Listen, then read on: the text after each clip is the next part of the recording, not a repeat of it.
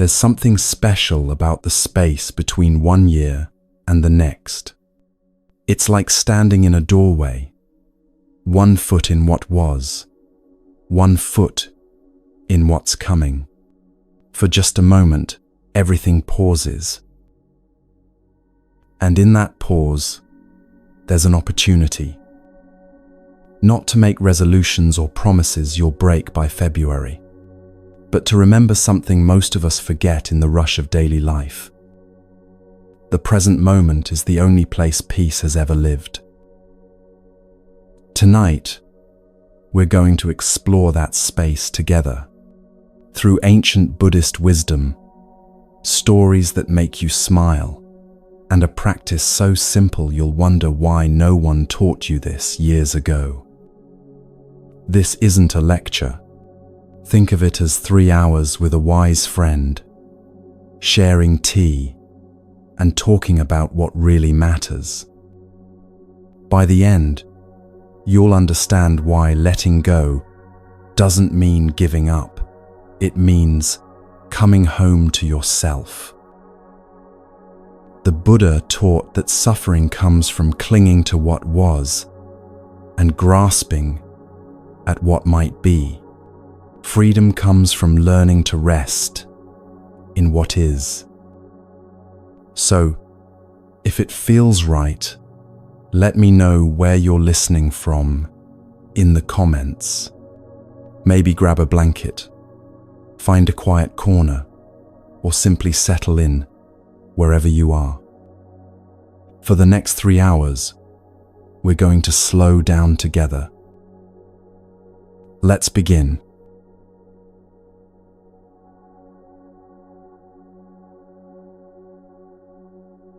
I want to tell you about something I've noticed over the years. Something that happens when people first discover meditation, first encounter Buddhist teachings, first decide they want to cultivate inner peace. They become very, very serious. Their faces change. Their voices drop. They start moving through the world like they're trying not to disturb something fragile and invisible. They think this is what it means to be spiritual, to be peaceful, to be awake. And I understand why. When you look at images of the Buddha, he's sitting so still, so composed, so seemingly beyond the chaos of ordinary life. It's easy to think that's what you're aiming for, that kind of marble statue calm. But here's what those images don't show you. The Buddha walked dusty roads in the blazing heat of India. He ate meals with his hands, sitting on the ground with his students. He told stories, asked questions, sometimes used humor to make a point land. He was fully, completely, magnificently alive.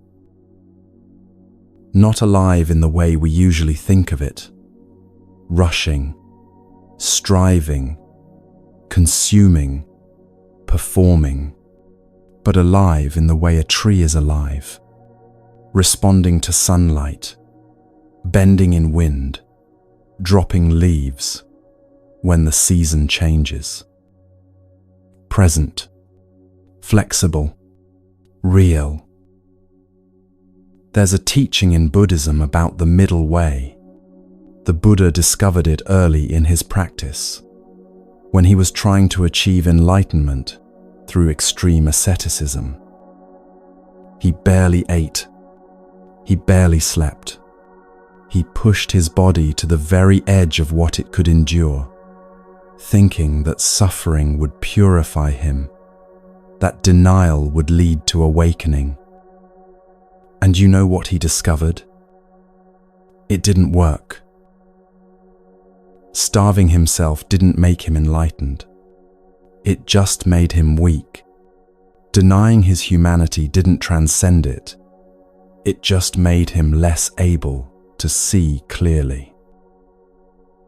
So he sat down, accepted a bowl of rice milk from a young woman and ate. And his fellow ascetics, the ones who'd been practicing alongside him, admiring his discipline, they were horrified. They thought he'd given up. They thought he'd failed. But he hadn't failed. He'd understood something crucial. The path to freedom isn't about crushing your humanity. It's about understanding it so deeply that you stop fighting with it. I think about this whenever I see someone trying too hard to be peaceful, trying to force themselves into some image of what a spiritual person should look like. They hold their breath without realizing it. They tighten their shoulders while trying to relax. They're so busy monitoring themselves for signs of enlightenment that they miss the actual moment they're living in. This is what I call spiritual perfectionism. It's the belief that peace is something you earn through flawless behavior, that you have to be calm enough, mindful enough, evolved enough before you're allowed to rest. And it's exhausting, because you're not trying to understand yourself, you're trying to become someone else. Someone who never gets angry, never feels anxious, never has a petty thought or a moment of impatience. Someone who, frankly, doesn't exist. The Buddha said something beautiful about this. He said, "If we could see the miracle of a single flower clearly, our whole life would change." Notice what he didn't say. He didn't say, "If we could become like a flower," or "if we could transcend the flower." He said, "if we could see it clearly." Seeing clearly means seeing things as they actually are, not as you wish they were, not as you think they should be, but as they are, right now, in this moment. And when you look at a flower clearly, you don't see perfection. You see petals with brown edges. You see stems that bend. You see beauty that's already beginning to fade, even as it blooms. That's the miracle. Not that it's perfect, but that it's exactly what it is. The same is true for you. You are exactly what you are.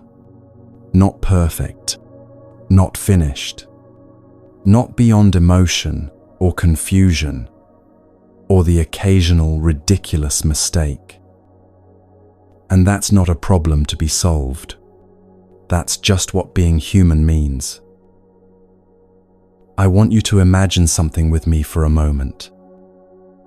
Imagine a child discovering snow for the first time, not thinking about snow, not analyzing it, not trying to have the correct spiritual response to snow, just standing there with their mouth open, watching it fall. That's presence. That's what the Buddha was pointing to when he talked about seeing clearly.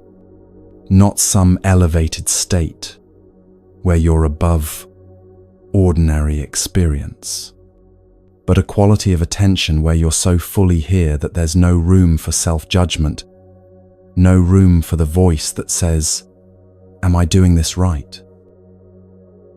Children haven't learned yet to split themselves in two, the one who experiences and the one who watches and judges the experience. They're just here, completely, unself-consciously here. And then we grow up. We learn to monitor ourselves. We learn to compare ourselves to others. We learn that there's a right way to be, and we might not be doing it correctly. And by the time we come to meditation, to Buddhist practice, to teachings about peace, we bring all of that with us. All that self-monitoring, all that comparison, all that fear of doing it wrong. So we sit down to meditate and immediately start grading ourselves. My mind is too busy. I'm not calm enough. Other people are probably better at this. I should be feeling more peaceful by now. And the whole time, we're missing the point. The point isn't to become someone who never has a busy mind. The point is to notice the busy mind without adding a second layer of suffering about having a busy mind. To see clearly means to see, mind is busy right now, without the story, and that means I'm failing. This is permission. Permission to be exactly where you are. Permission to have the experience you're having.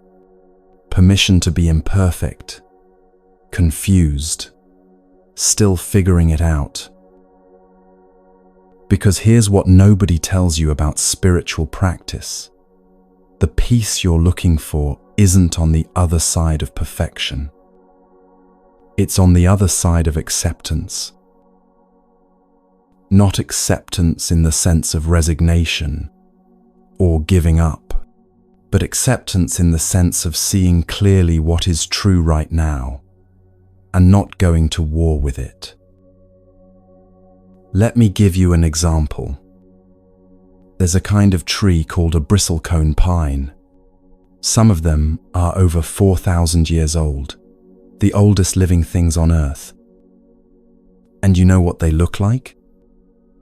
Twisted, gnarled, bent by thousands of years of wind and weather, half-dead wood, mixed with living wood, branches going in directions that make no sense from a design perspective.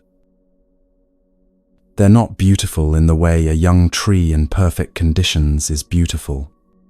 They're beautiful in a completely different way. They're beautiful because they survived, because they adapted, because they bent instead of breaking, because they kept growing even when conditions were impossible. You are like that tree. Every difficulty you faced has shaped you. Every time life pushed you in a direction you didn't want to go, you adapted. You're still here, still growing, still reaching toward light, even when the wind is trying to push you over. And the twisted parts, the bent parts, the places where you're not smooth and symmetrical, those aren't failures. Those are the proof that you're alive. A plastic tree never changes. A fake tree never bends. Only living things show the marks of having actually lived. So when you come to Buddhist practice, you don't need to become a different kind of tree. You don't need to straighten out all your crooked branches or hide the places where life left scars. You just need to stop pretending you're plastic. Stop trying to look like the perfect meditation poster. Stop trying to be the person who has it all figured out. Stop trying to transcend your humanity and just be human, fully, completely, without apology. This is what the Buddha meant by the middle way. Not halfway between extremes, but the path that honors what's actually true. You need food, so eat. You need rest, so sleep. You need connection, so reach out. You need solitude, so step back. You're not trying to escape being human. You're trying to be human with clarity, with kindness, with awareness of what's actually happening. instead of being lost in stories about what should be happening. And yes, that includes joy. That includes laughter. That includes lightness and playfulness, and the ability to not take everything so seriously all the time. Because life is already serious enough. There's already plenty of weight, plenty of difficulty, plenty of genuine suffering in the world. You don't need to add the extra weight of pretending you're beyond it all. One of my favorite teachings in Buddhism is about the nature of suffering itself. The Buddha said there are two kinds of arrows. The first arrow is pain. It's unavoidable. You get sick. You lose someone you love. You fail at something important. You experience physical or emotional pain. That's the first arrow, and it's just part of being alive. The second arrow is the suffering we add to the pain. The story we tell about what the pain means. The judgment we add on top of the experience. I shouldn't feel this way. Other people handle this better than I do. If I were more spiritual, this wouldn't bother me. I should be over this by now. That's the second arrow, and that's the one we have some choice about. You can't always avoid the first arrow. Life will be life, unpredictable, sometimes painful, occasionally heartbreaking. But you can learn to see when you're shooting the second arrow at yourself, when you're adding suffering on top of pain because you think you shouldn't be feeling what you're feeling. And one of the ways you stop shooting that second arrow is by giving yourself permission to be exactly who you are. To be tired when you're tired. To be sad when you're sad. To be confused when you're confused. To be joyful when you're joyful. To laugh when something is funny, even if you're supposed to be being spiritual. There's a teaching that says enlightenment isn't about adding something you don't have. It's about subtracting what was never yours to begin with. All the ideas about who you should be, all the images of spiritual perfection you're trying to live up to, all the ways you've been told you're not enough, exactly as you are. Those aren't truth. They're just thoughts, just conditioning, just clouds passing through the sky. And underneath all of that, you, imperfect, alive, completely worthy of peace, exactly as you are in this moment. So if you've been holding your breath, trying to be good enough for Buddhist practice, you can let it go now. If you've been monitoring every thought, every emotion, every reaction, trying to catch yourself being unspiritual, you can stop. The practice isn't about becoming flawless. It's about becoming aware. And awareness includes everything: the beautiful and the broken, the peaceful and the chaotic, the moments you get it right and the moments you miss completely. All of it belongs. All of it is workable.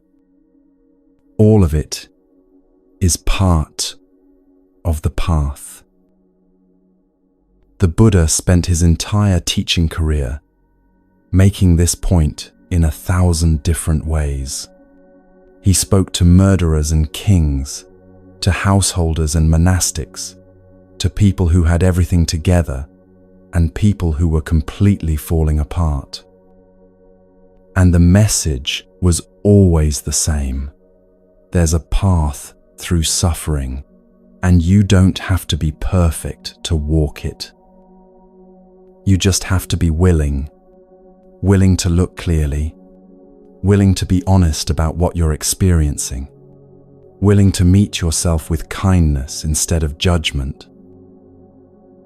That's the permission I'm offering you today. Permission to be human, to be alive, to be exactly where you are on the path without needing to pretend you're somewhere else. Because here's the truth. Peace doesn't come from transcending your humanity.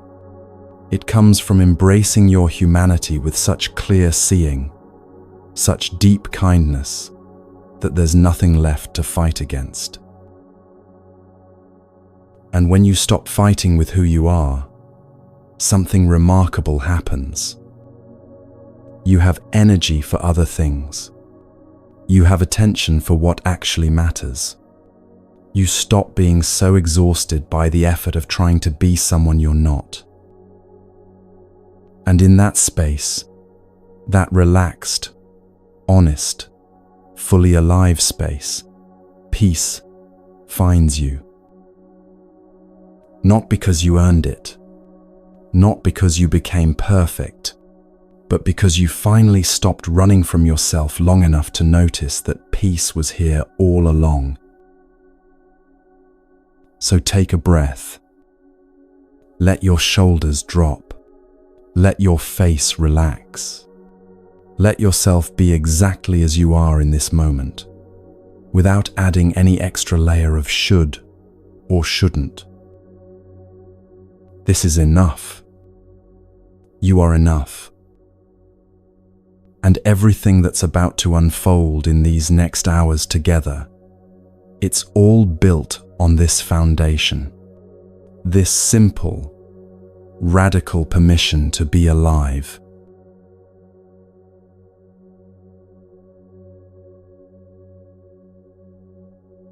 The Buddha once taught his students about the nature of human perception.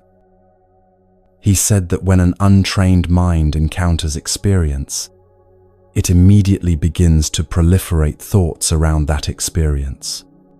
One moment of contact becomes 10 thoughts, then 100, then 1,000, most of them focused on what's wrong, what's missing, what needs to be fixed or feared.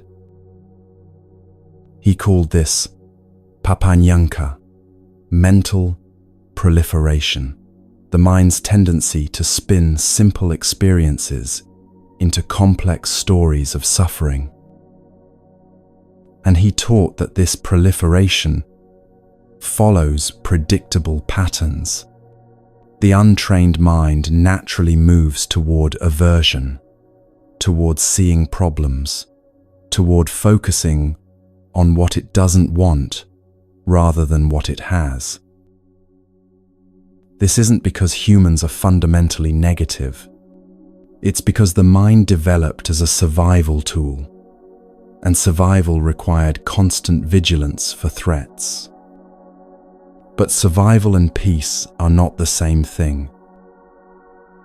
The mind that kept humans alive by scanning for danger is the same mind that now scans a perfectly safe moment and finds 30 things to worry about.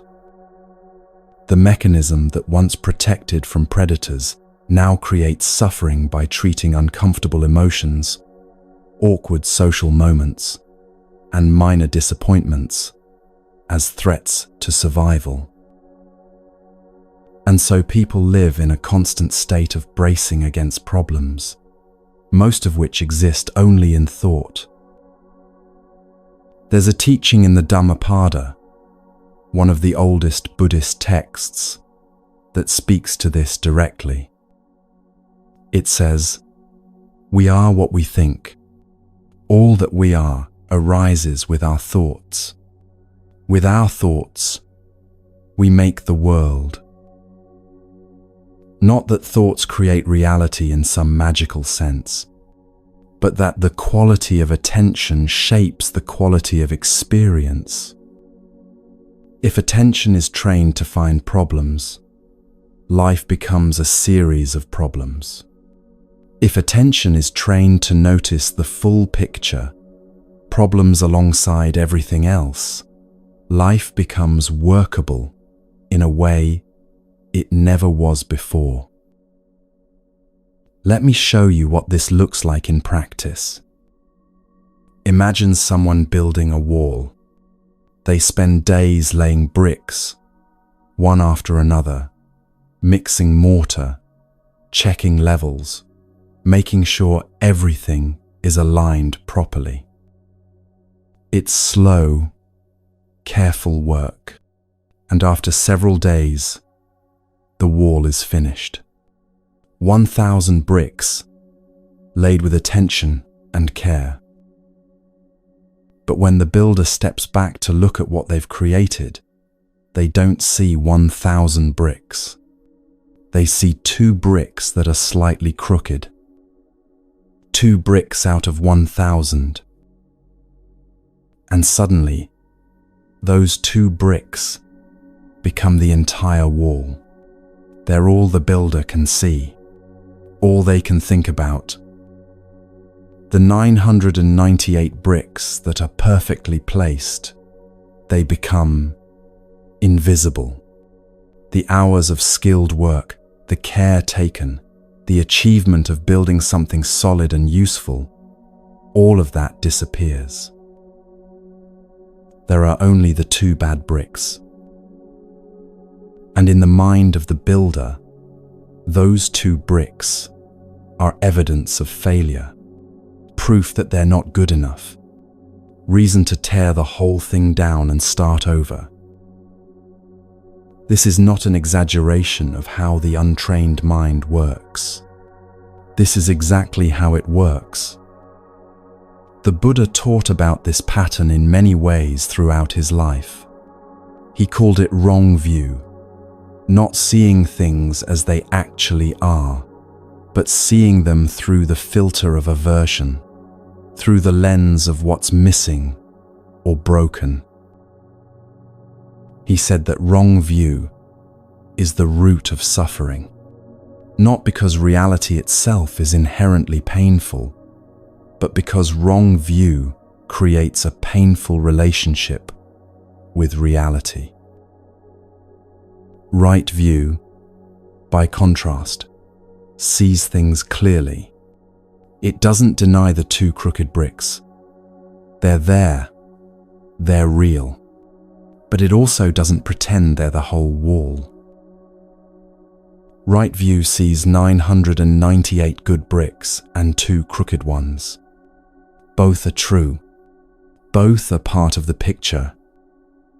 And suddenly, with that shift in seeing, the wall doesn't need to be destroyed. It's actually quite beautiful, strong, useful, with a bit of character in its imperfection. The Buddha told a story about 2 monks walking together on a journey. They came to a river that had flooded, making the usual crossing point dangerous. A young woman stood at the bank, afraid to cross, and asked if one of the monks could help her. The first monk was bound by strict rules about not touching women, so he said nothing and began looking for another way across. But the second monk simply picked up the woman, carried her across the flooded river, set her down safely on the other side, and continued walking. For hours afterward, the first monk was agitated. He kept bringing up the incident, questioning whether the second monk had broken his vows, whether the action was appropriate, whether it would lead to spiritual harm. Finally, the second monk stopped walking and turned to his companion. He said, "I put that woman down hours ago at the river. Why are you still carrying her?" This is what the mind does with mistakes, with imperfections, with anything It judges as wrong. It picks them up and carries them long after the moment has passed. It revisits them, analyzes them, builds entire stories around them about what they mean and what they prove. And in the carrying, in the constant revisiting, what was a simple moment becomes a burden that weighs down every future moment.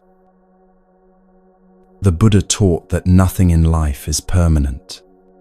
Everything is subject to change. Being is always becoming, never fixed, never finished, always in motion.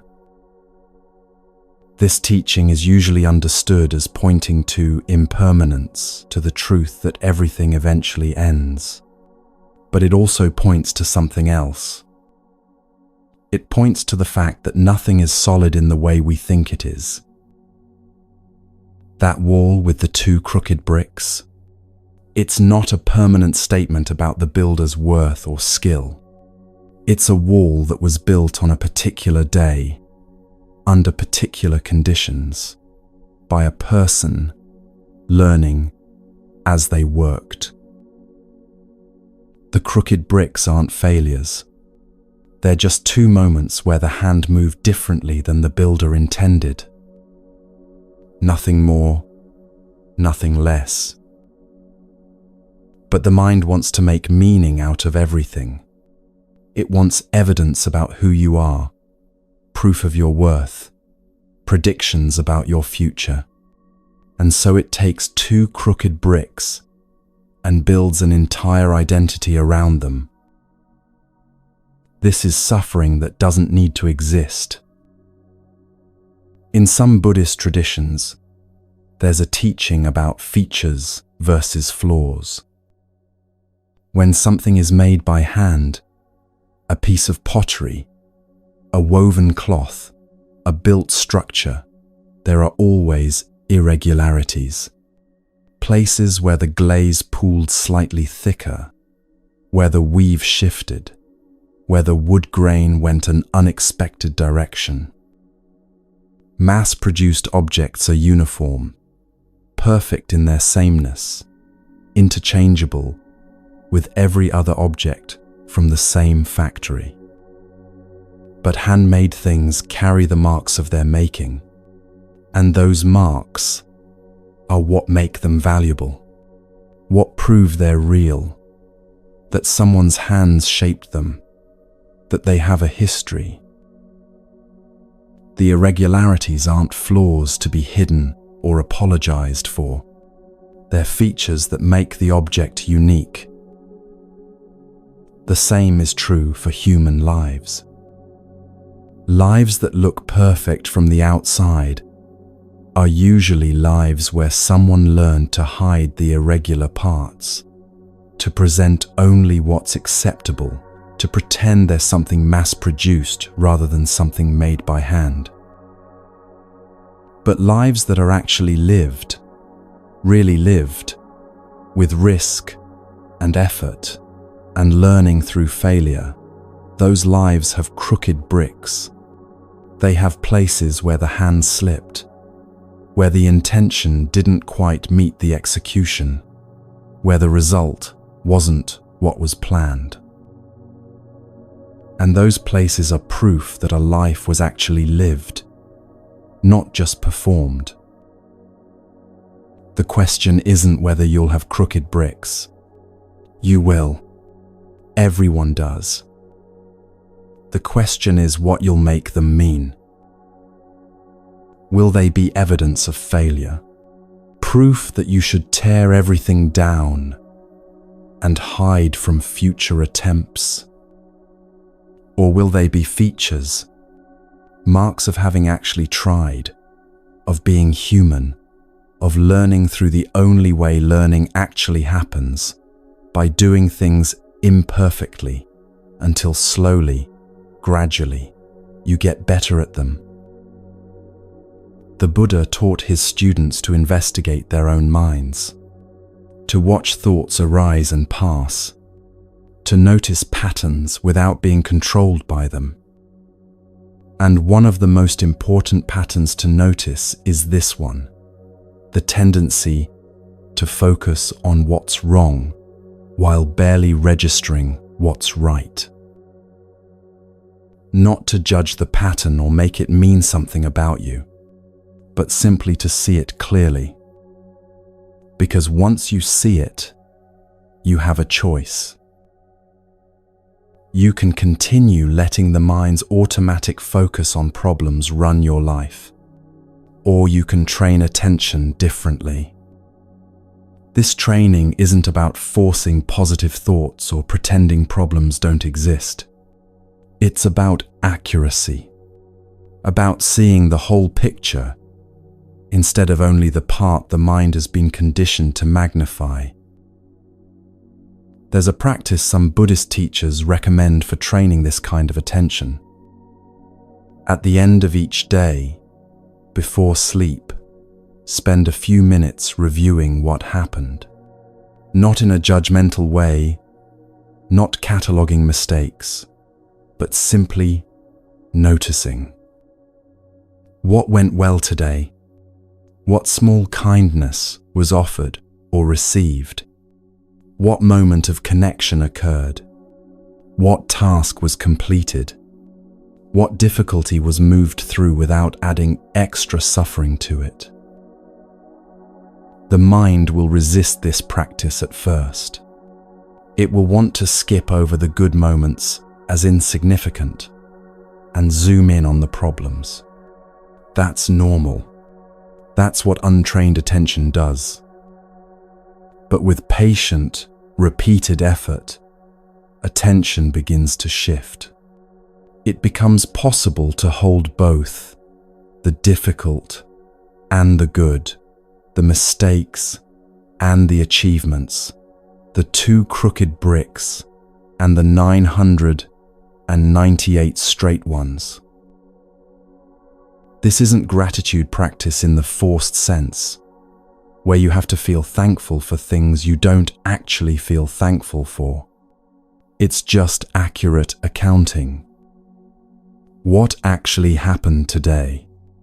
All of it, not just the parts that hurt or worried or disappointed. The Buddha said that wrong view creates suffering and right view leads to freedom. This is one of the clearest examples of what that means in daily life. Wrong view looks at your life and sees only problems, only insufficiency, only evidence that you're not enough and never will be. Right view looks at the same life and sees the whole truth. Yes, there are difficulties, and also there is so much that's working, so much that's been built, so much evidence of resilience and care and ongoing effort. Same life, same facts, completely different relationship to those facts. And that relationship is what determines whether you spend your years at war with yourself or at peace with the reality of being human. Now, there's something important to understand about this teaching. It's not asking you to deny real difficulty. It's not asking you to pretend that hard things aren't hard, or that pain isn't painful. The Buddha was very clear about this. He taught that life includes suffering. That's the first noble truth. Not pessimism, but honest acknowledgement. Pain happens. Loss happens. Sickness, aging, death. These are not optional parts of human existence. The 2 bad bricks philosophy isn't about denying those bricks exist. It's about not letting them become the only bricks you can see. There's a difference between acknowledging difficulty and being consumed by it. between saying, "This is hard," and saying, "Everything is hard, nothing works. My life is defined by hardship." The first statement is accurate. The second is the mind's proliferation, its tendency to take one difficult truth and expand it until it becomes the entire truth.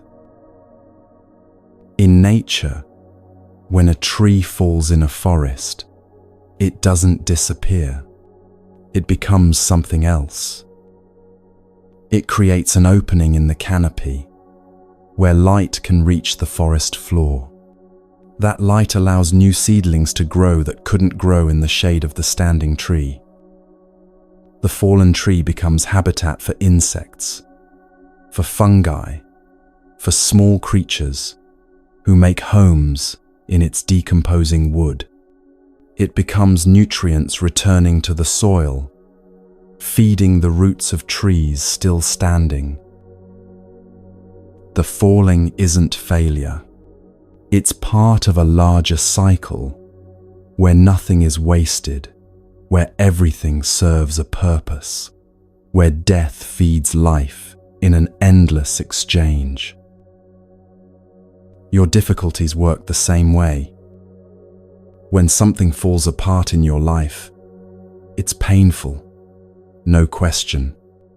There's real grief, real loss, real adjustment required. But if you can hold the falling alongside everything else that's true, something becomes visible that you couldn't see when you were focused only on the loss. You see what becomes possible because of the space the falling created. You see what you learned through moving through difficulty.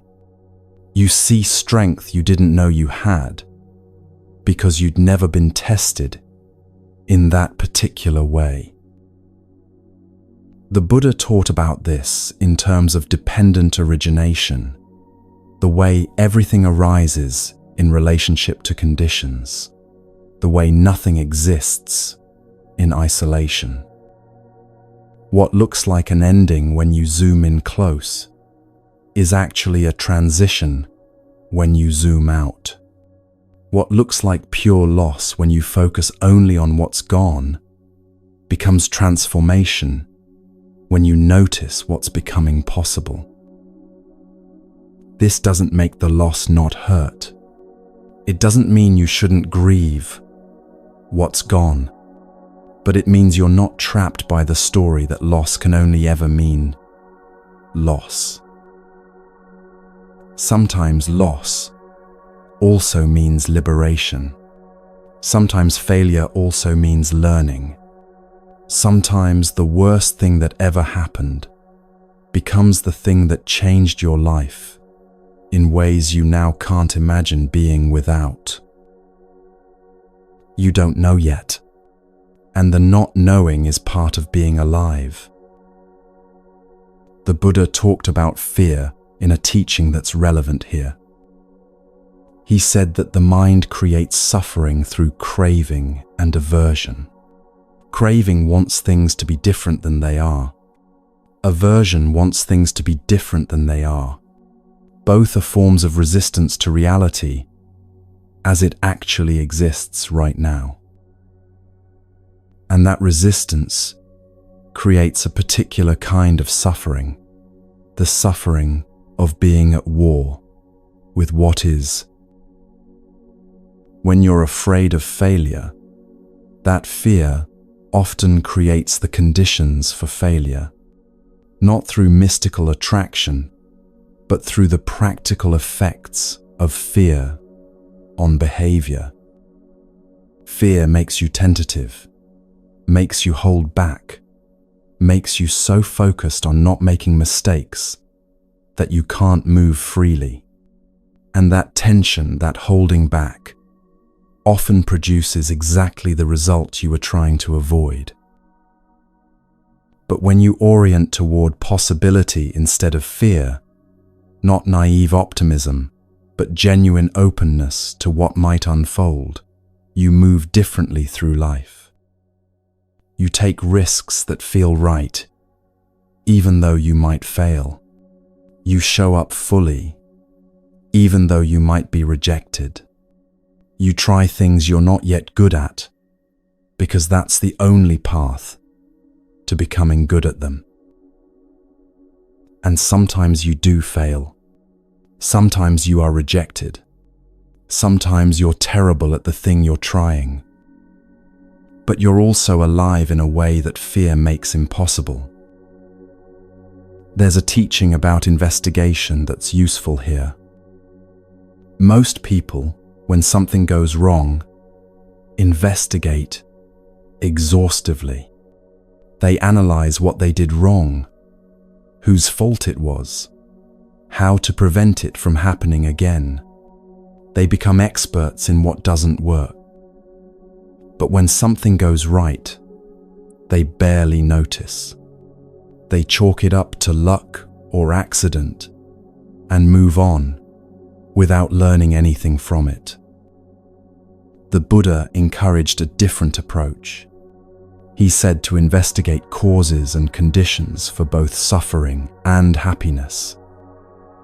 When you have a day where peace showed up, where connection happened, where things flowed more easily than usual, stop and notice.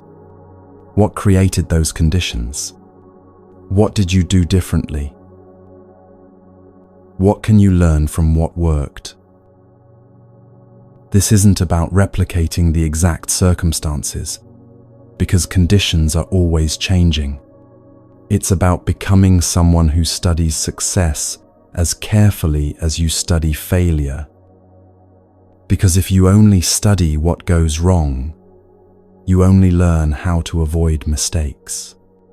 But if you study what goes right, you learn how to create conditions for things to go right more often. And slowly, your life shifts from being organized around avoiding the 2 bad bricks to being organized around creating more of the 998 good ones. This is the practice the Buddha was pointing toward throughout all his teachings. Not transcending your humanity, not becoming someone who never makes mistakes or never experiences difficulty, but training attention to see clearly, to hold the whole picture, to respond to life from wisdom instead of from the mind's automatic patterns of aversion. It's simple in concept, extraordinarily difficult in practice, because the patterns run deep. But possible, absolutely possible. One moment of clear seeing at a time, one conscious choice to widen the lens instead of narrowing it. One practice of noticing what's actually here instead of only what's missing. That's how the wall stops being defined by 2 crooked bricks. That's how your life stops being defined by its imperfections and becomes visible as the remarkable, ongoing, completely workable thing it actually is. 998 bricks that are straight and true, 2 that are crooked, both part of the picture, both real. And when you can see both without making the crooked ones more important than they are, something extraordinary happens. You realize the wall is actually beautiful. Your life is actually beautiful. Not in spite of its imperfections, but including them. Complete as you are right now.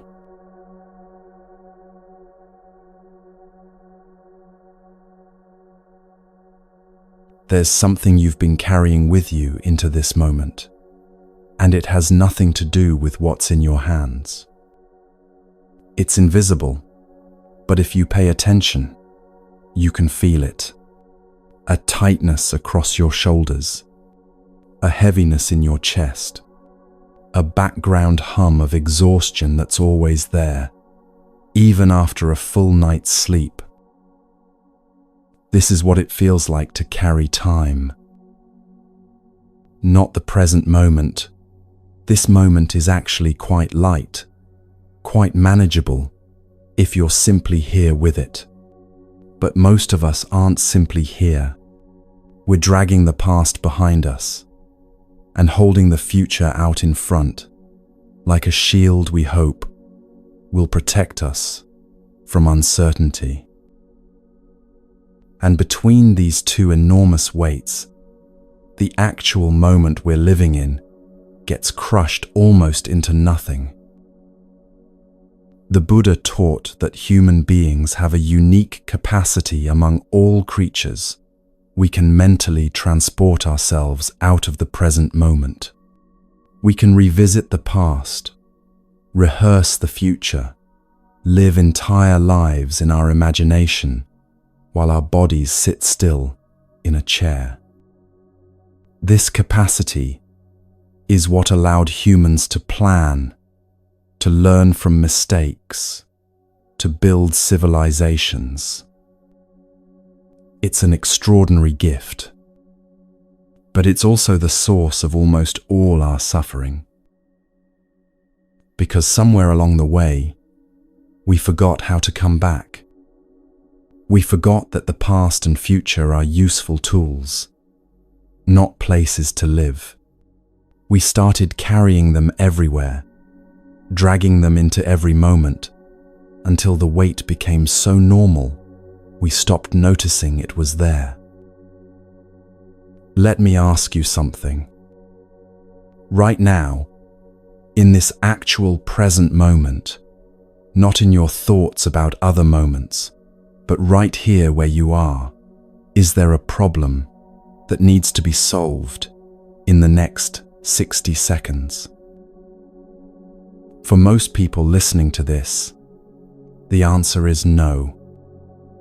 Your heart is beating without you having to think about it. Your lungs are breathing. You're safe enough to be listening to these words. Whatever's happening right now, in this slice of time that actually exists, you're managing it. The problems are almost all in your relationship with time. They're in the memory of something that already happened and can't be changed. They're in the projection of something that hasn't happened yet and might never happen. They're in the story you're telling about what the past means and what the future will bring. But here, now, in this moment, you're okay. And yet most of us don't feel okay because we're not really here. We're somewhere else entirely, carrying moments that don't exist anymore or don't exist yet, and wondering why we're so tired. Think about people in waiting rooms, airports, hospitals, anywhere people have unstructured time. Watch their faces, their bodies. Most aren't resting even though they're sitting still. They're tensed against something that isn't happening right now. They're replaying something that already happened.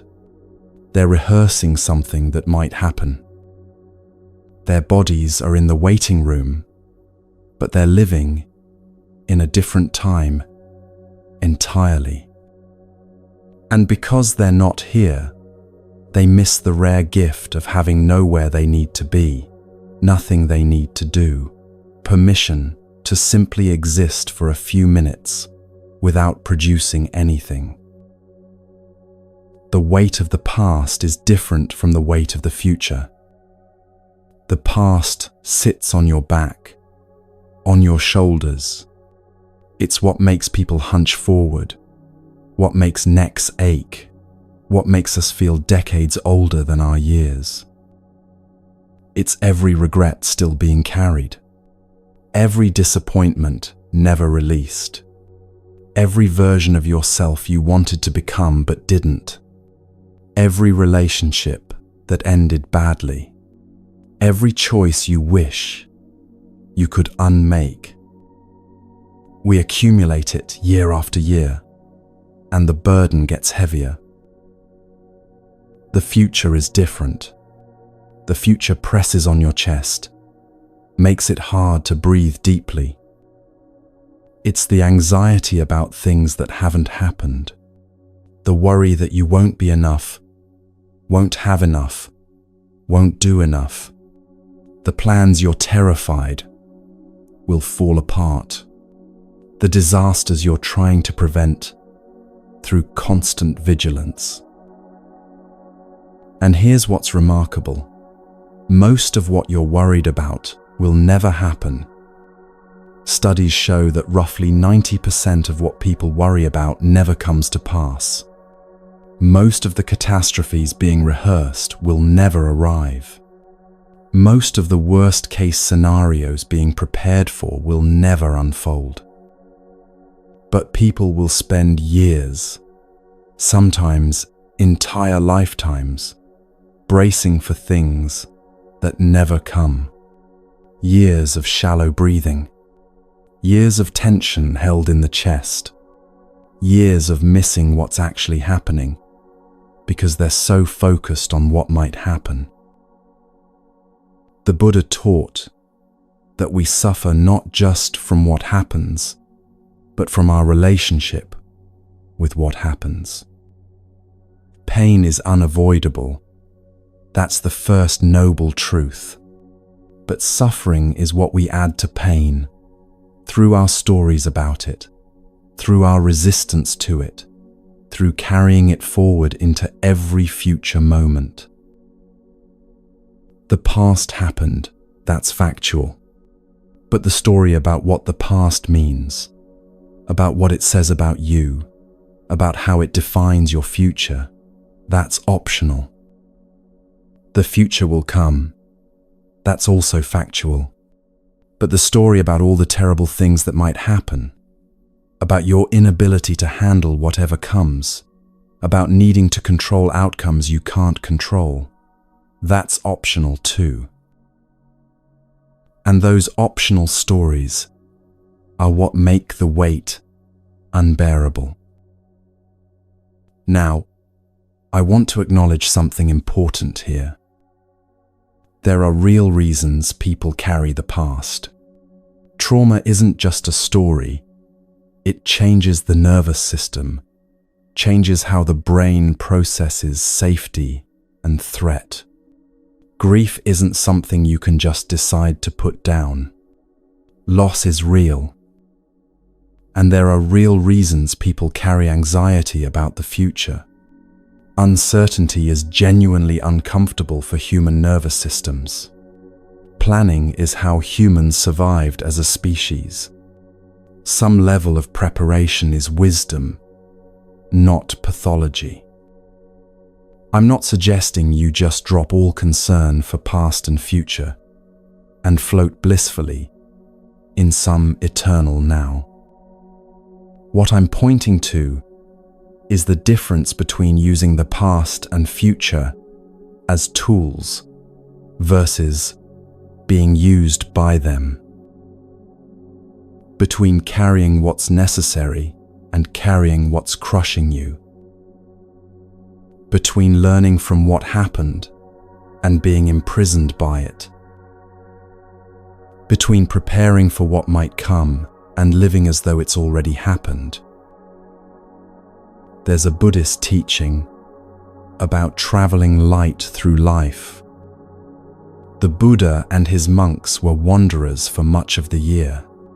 They walked from village to village, teaching, begging for food, sleeping under trees, and they carried very little: a robe, a bowl, basic necessities. Not because possessions were evil, but because Carrying too much made it impossible to move freely. If you're carrying everything you might possibly need for every possible situation, you can't walk very far. The weight makes you slow, makes you tired, makes every step harder than it needs to be. And eventually, you stop moving altogether. You set up camp around your pile of possessions and defend it instead of continuing the journey. The same is true for mental and emotional weight. If you're carrying every hurt from your past and every fear about your future, you can't move freely through the present moment.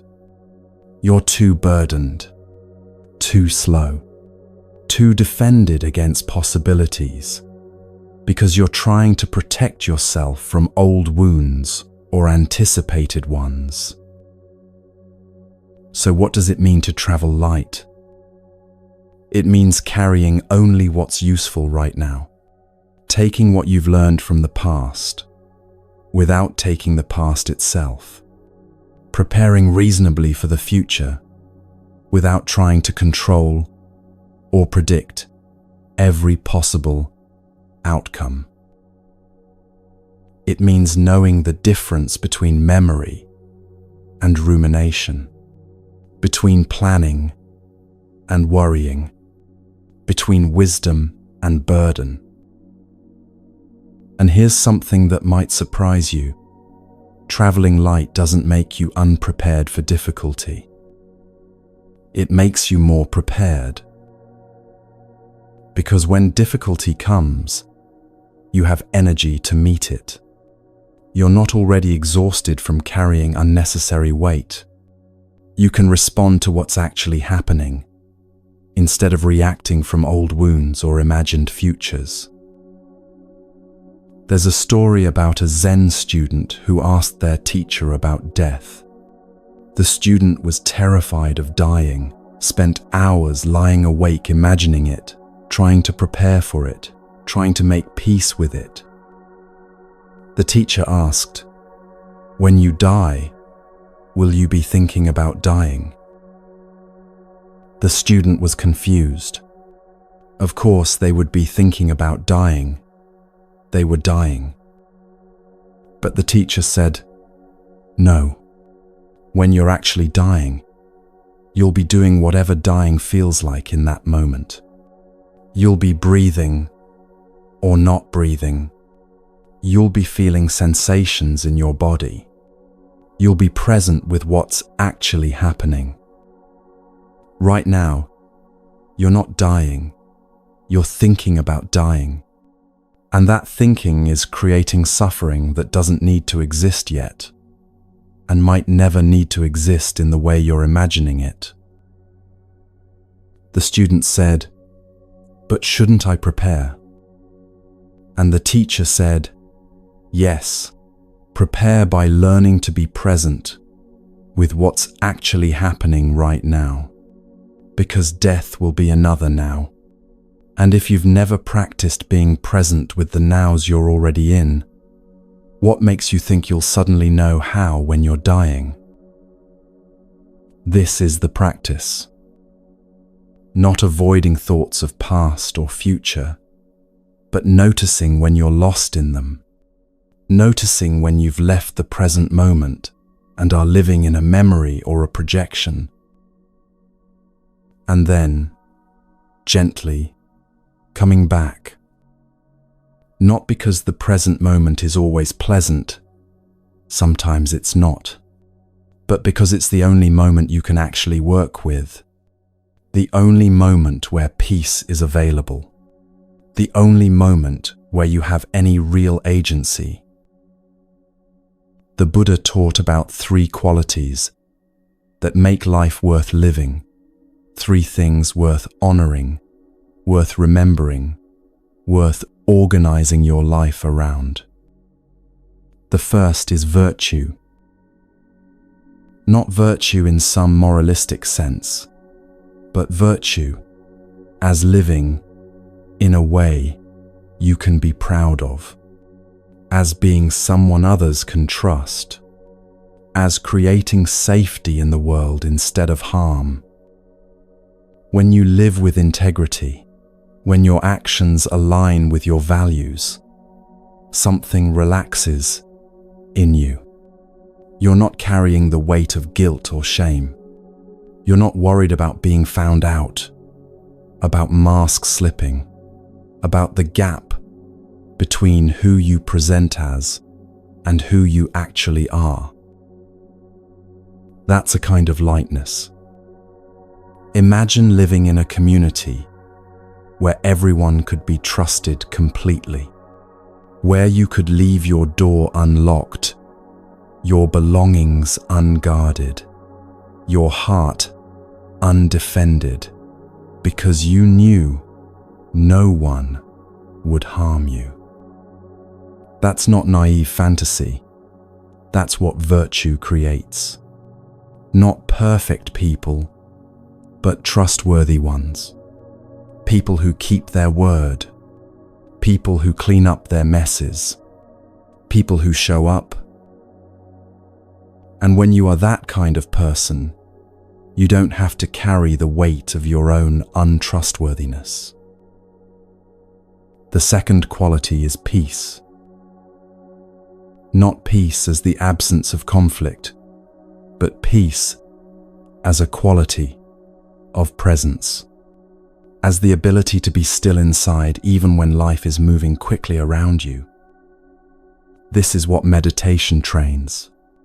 Not the ability to empty your mind or transcend your humanness, but the ability to be present with whatever's arising without adding extra suffering to it. When you can sit with discomfort without needing to escape it immediately, something changes. When you can feel difficult emotions without believing they'll destroy you, you stop being at war with your own experience. And that internal war is exhausting. Peace doesn't mean nothing bothers you. It means you have the capacity to be with what bothers you without fragmenting, without needing to fix it immediately, without adding panic to pain. The third quality is compassion joined with wisdom. Compassion alone can exhaust you if you're taking on everyone's suffering as your own. Wisdom alone can become cold if it's not connected to care. But together, they create something sustainable. Wisdom sees clearly what's actually happening and what's helpful. Compassion ensures that the seeing and the helping come from a place of genuine care, not obligation or performance. When someone is stranded on the side of the road in the early morning and you stop to help, not because you'll get something from it, but because it's the obvious thing to do, that's compassion and wisdom working together. When you see suffering and can respond without drowning in it, without making it about you, without needing to be seen as helpful, that's the balance. These three qualities, virtue, peace, and compassion with wisdom, they're not decorative. They're not extra spiritual practices you add on top of regular life. They're the foundation of a life that doesn't crush you with its own weight. Because when you're living with integrity, you're not carrying shame. When you're cultivating peace, you're not constantly at war with reality. When you're responding with wisdom and compassion, you're not carrying the isolation of being disconnected from others' humanity. In some Buddhist traditions, practitioners bow to these qualities, not as worship, but as remembering. Each bow is a reminder of what matters, what's worth organizing your life around, What's worth coming back to when you get lost? And you do get lost. Everyone does. You get caught up in the weight of what you're carrying. You forget that you can put it down. You forget that peace is possible. That's when you bow. Not literally, necessarily, but in whatever gesture brings you back. The gesture that says, I remember what matters. I remember that virtue creates safety. I remember that peace is available. I remember that wisdom and compassion are possible even here, even now, even with all this difficulty. The Buddha said something beautiful about this. He said, radiate boundless love towards the entire world. Not bounded love, love that extends only to people like you, people who've earned it, people who are easy to love, but boundless love, love without edges, without conditions, without keeping track of who deserves it. That sounds impossible, doesn't it? And maybe it is impossible to maintain constantly. Maybe it's something you touch for a moment and then lose and then find again. But the instruction itself is the practice to keep radiating, keep extending, keep softening the boundaries between your heart and the world. Not because it makes you a good person, but because it makes you lighter. Because love, real love, isn't a burden. Resentment is a burden. Hatred is a burden. Indifference is a burden. But love, even love that includes grief and difficulty, love creates space instead of taking it up. So here's where we are. You've been carrying weight you didn't know you were carrying. The weight of time, of past and future, of stories about who you are and what your life means. And there are 3 things worth remembering when the weight gets too heavy. Virtue that creates safety, peace that creates steadiness, compassion and wisdom that create connection. These aren't things you achieve once and then have forever. They're practices, things you remember and forget and remember again. And in just a few minutes, I'm going to guide you through a practice of actually putting down what you're carrying. Not forever, not in some permanent way, but just for a little while. Long enough to remember what it feels like to stand without all that weight on your shoulders and chest. Long enough to notice that the present moment, when you're actually in it, is manageable in a way that the weight of all time never is. So stay with me. We're about to arrive at the heart of this practice. The place where you put everything down and discover what's been here all along, waiting for you to notice it.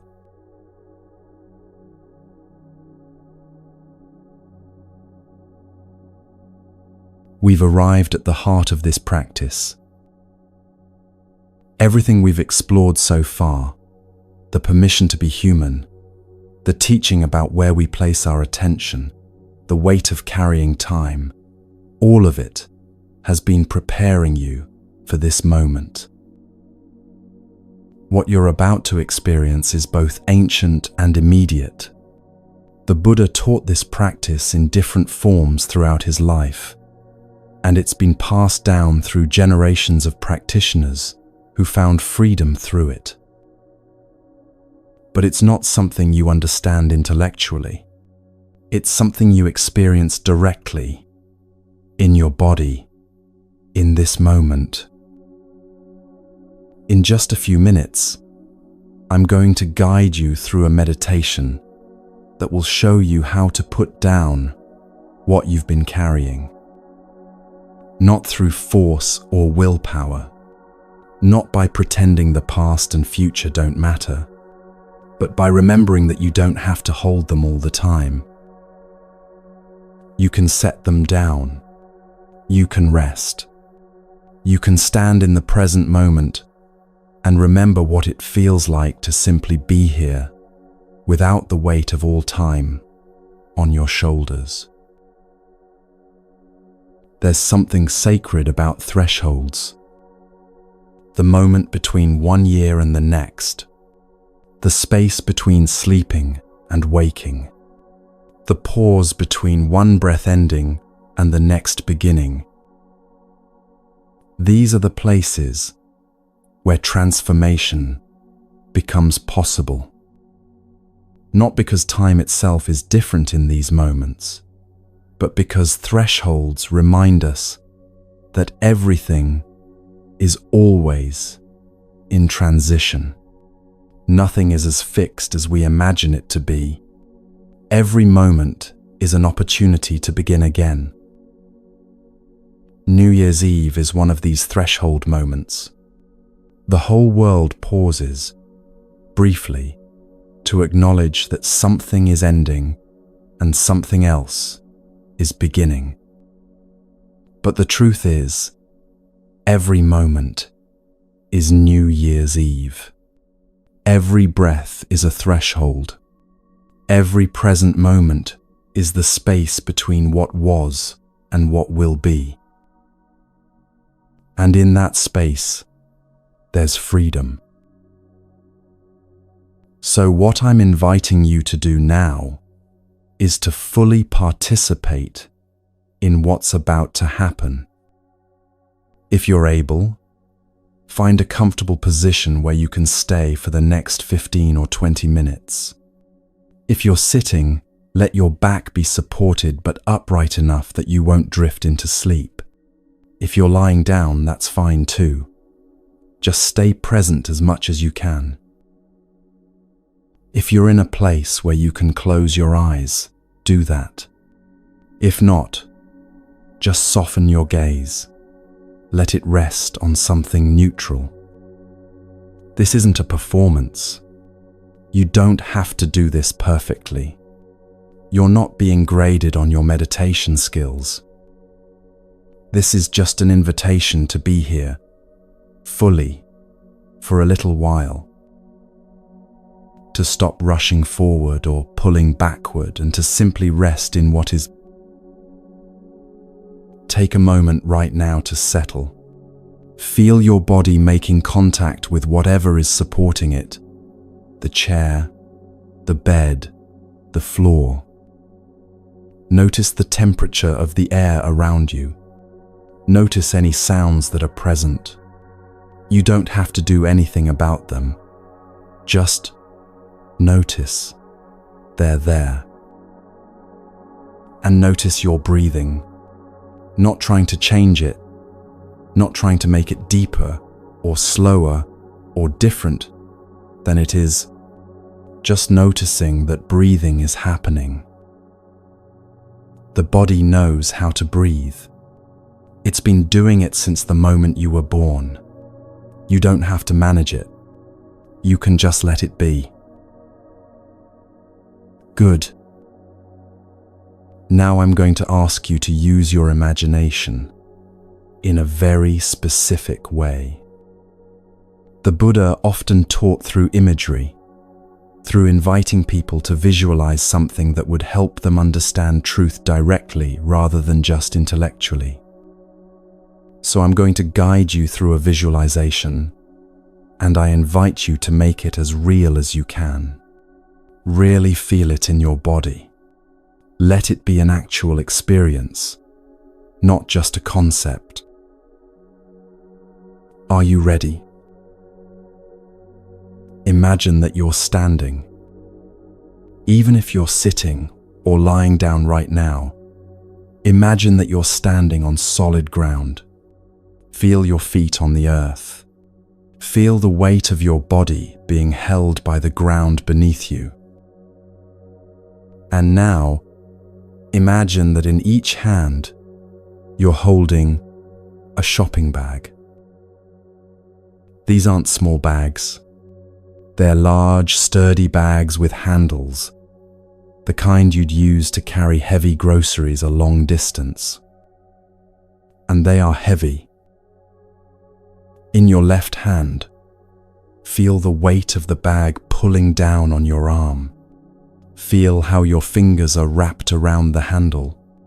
Feel the strain in your left wrist, your left forearm, your left shoulder from holding this weight. This bag in your left hand is filled with the past. Everything you remember, every experience you've had, every version of yourself you've been, every relationship that's shaped you, every hurt you've carried, every joy you've known, good memories and painful ones, moments of pride and moments of shame, everything that's already happened, packed into this bag, and you've been carrying it for so long that you barely remember what it feels like not to hold it. Feel that weight in your left hand. Really feel it. The ache in your shoulder, the tiredness in your arm, the way your whole left side is pulled down by the heaviness of everything that's behind you. And now feel the bag in your right hand. This one is just as heavy, maybe even heavier. Your right fingers are gripping the handle so tightly that your knuckles might be white. Your right wrist is straining. Your right shoulder is pulled down toward the ground. This bag in your right hand is filled with the future.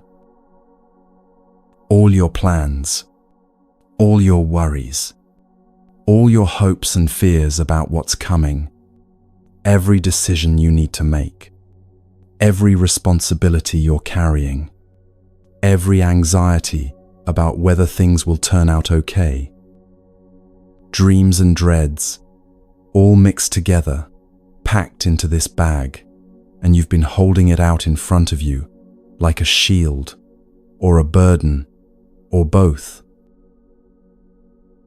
Feel that weight in your right hand, the tension in your grip, the exhaustion of holding on so tightly, the way your whole right side is pulled down by the weight of everything you're anticipating, everything you're trying to prepare for. And now feel both bags at once. Left hand, the past. Right hand, the future. Both so heavy that your arms ache. Your shoulders hurt. Your whole body is tired from carrying these weights for so long. You've been holding them through every moment of every day. You've never put them down, not really, not completely. You take them to bed with you. You wake up with them still in your hands. You carry them through breakfast, through work, through every conversation, through every quiet moment. And you're so tired. Feel that exhaustion.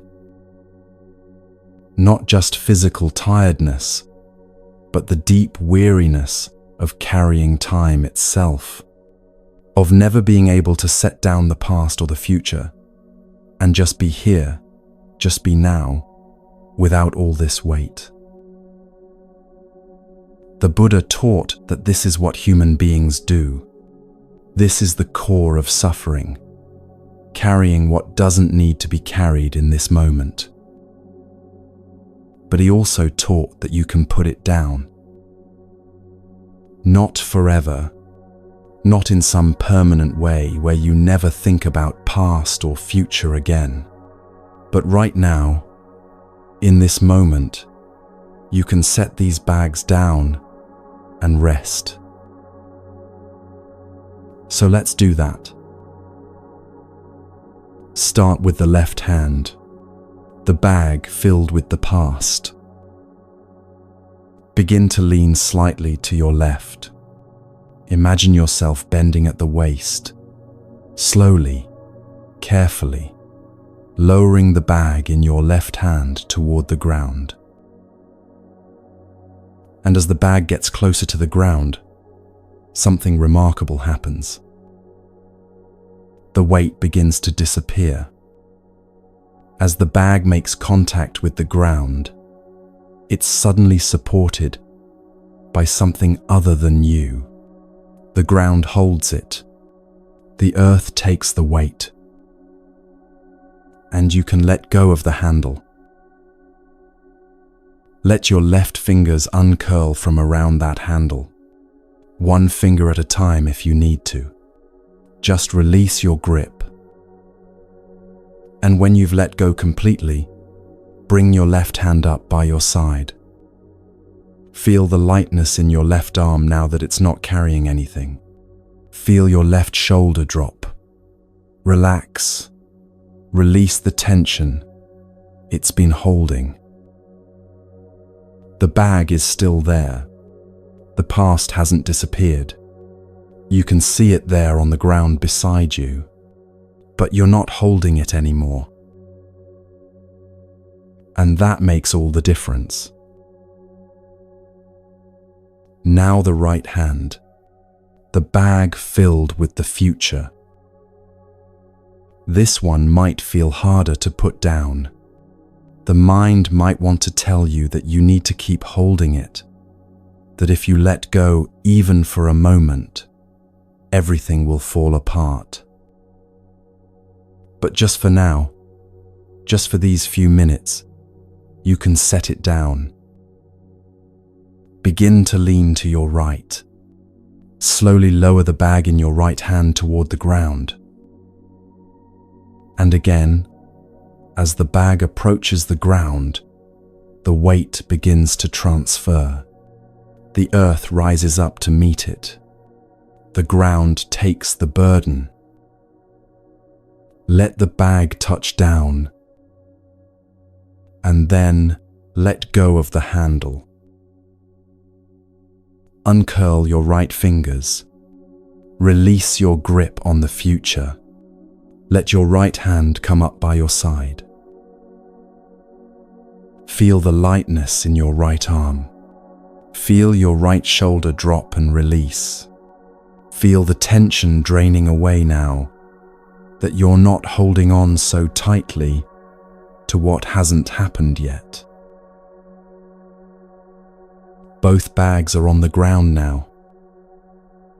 The past on your left, the future on your right, and you're standing between them in a space that has no name except now. This is the present moment. Not empty, not nothing, but spacious in a way that's impossible when you're carrying the weight of all time. Feel what it's like to be here without holding anything. Your arms hang naturally by your sides. Your shoulders are soft. Your breath moves freely through your chest without the constriction of all that carrying. You're just here, not rushing toward the future, not pulling backward into the past, just standing in this one moment, this one breath, this one instant of being alive. The Buddha said something about this present moment. He said, "Do not dwell in the past. Do not dream of the future. concentrate the mind on the present moment. Not because the present is always pleasant. Sometimes it's not. But because it's the only moment where peace is actually available. The only moment where you have any real choice. The only moment that's actually happening. The past is memory. The future is imagination. Both are thoughts, not reality. But this moment where you're standing without carrying anything, this is real. And when you're fully here, something becomes clear that's hidden when you're lost in time. You're okay. Right now, in this moment, you're okay. Nothing needs to be fixed immediately. Nothing needs to be figured out in the next 60 seconds.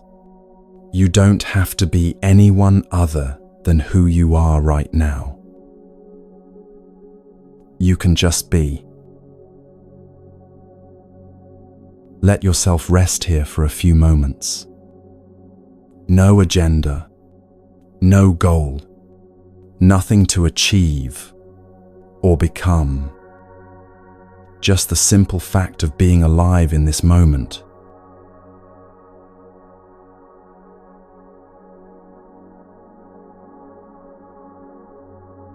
Notice your breathing again. In and out, rising and falling. The body doing what it knows how to do without any effort from you.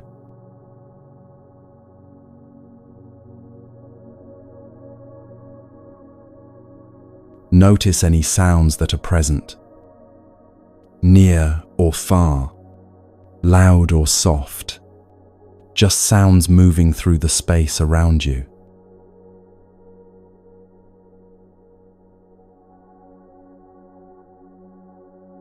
Notice the feeling of being held by whatever is supporting your body right now. The chair, the floor, the bed. You don't have to hold yourself up. You're being held.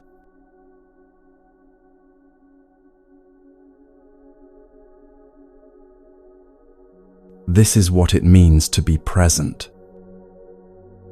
Not doing anything special. Not achieving some elevated state. Just being here with what is, exactly as it is, without needing it to be different. And here's what's beautiful about being in the present moment.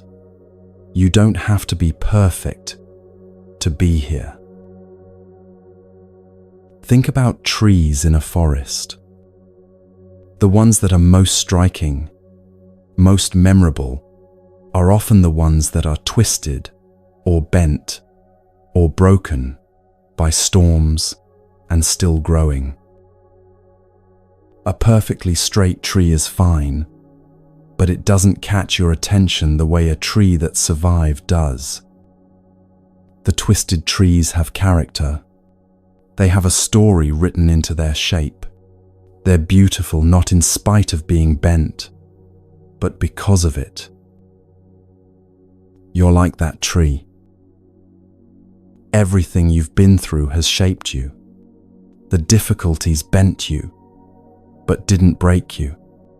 You're still here, still growing, still reaching toward light, even when the wind has pushed you in directions you didn't choose.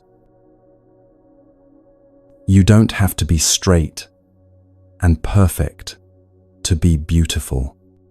You don't have to be undamaged to be worthy of this moment of peace. You're enough, exactly as you are, right now. And this moment, this ordinary, imperfect, completely real moment, this is where your whole life is actually happening. Not in the past you've put down, not in the future you've released, but here, now, in this present instant that keeps arriving fresh with every breath. The Buddha taught that the present moment is where transformation happens. Not through planning how you'll be different in the future, not through reviewing how you were different in the past, but through being fully present with what is right now. Because this moment is where your future is actually being made.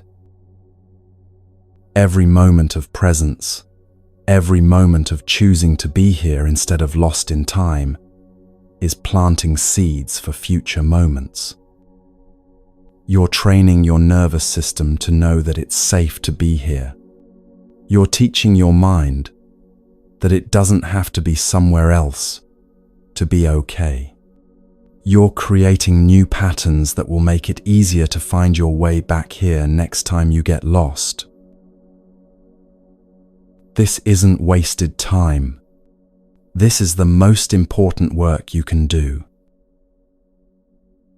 Stay here just a little longer.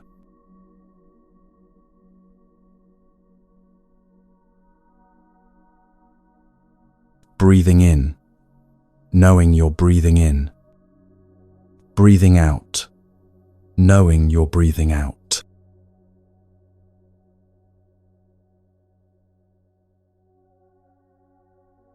Present with whatever sensations are arising in your body right now.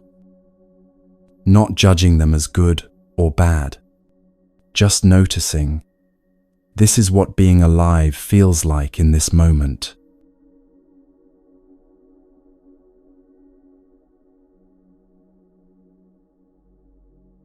And when you're ready, not rushed, but when you feel ready, you can begin to return. The bags are still there on the ground beside you, the past on your left, the future on your right. They haven't disappeared. You'll pick them up again when you need to. You'll use what you've learned from the past. You'll plan for what's coming in the future. But now you know something you didn't know before. You know how to put them down. You know what it feels like to stand without carrying all that weight. And you can come back to this feeling anytime. Anytime the burden gets too heavy. Anytime you're too lost in time to be present with your life. You can remember this moment. You can imagine setting down the bags. You can feel your shoulders drop. You can return to now. Begin to deepen your breath a little, if your breathing has gotten very soft. Begin to bring small movements back into your body, maybe wiggling your fingers or toes, rolling your shoulders, whatever feels right. And when you're ready, if your eyes have been closed, you can open them. Welcome back. Notice how you feel. You might feel lighter, more spacious, calmer than when we started. Or you might feel emotional. Sometimes putting things down brings up feelings that were hidden under the busyness of carrying. Whatever you're feeling is exactly right. There's no correct response to presence. But I want you to notice something important. You're still here. You put down the past and the future for a little while, and you didn't disappear. Your life didn't fall apart. You were okay, more than okay, in the present moment. This is the teaching at the heart of all Buddhist practice. Peace doesn't exist in the past or the future. It exists here, now, in the present moment, when you're not adding extra suffering to whatever you're experiencing. The past exists only in thought. Memory is a thought about what happened, and when you're lost in that thought, you're not here. The future exists only in thought, planning, worrying, anticipating, all thoughts about what might happen. And when you're lost in those thoughts, you're not here. But here, this moment where your body is breathing and your heart is beating and you're aware of being alive. This is real. And this is where peace lives. Now, the mind might want to make this complicated. It might want to turn this into something you have to be good at, something you have to practice perfectly, something else to add to your list of things to worry about doing correctly.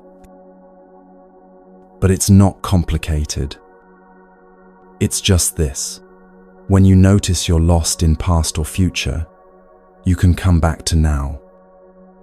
When you notice you're carrying weight that doesn't need to be carried in this moment, you can set it down. Not once and for all in some grand gesture, but moment by moment, breath by breath, one choice at a time, to be here instead of somewhere else. The Buddha built an entire path of practice on this simple truth.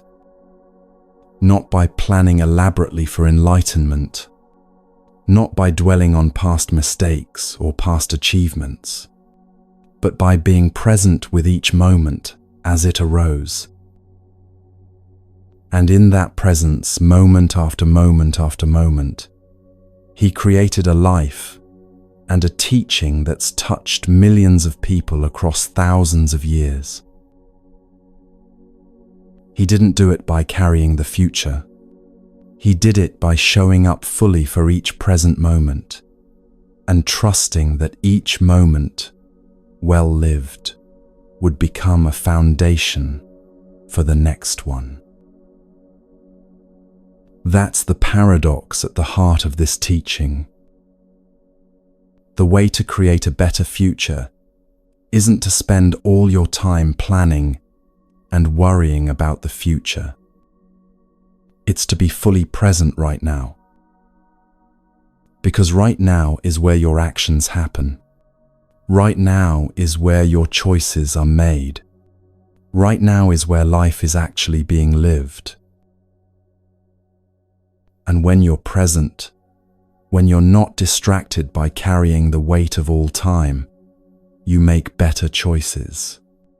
You see more clearly. You respond rather than react.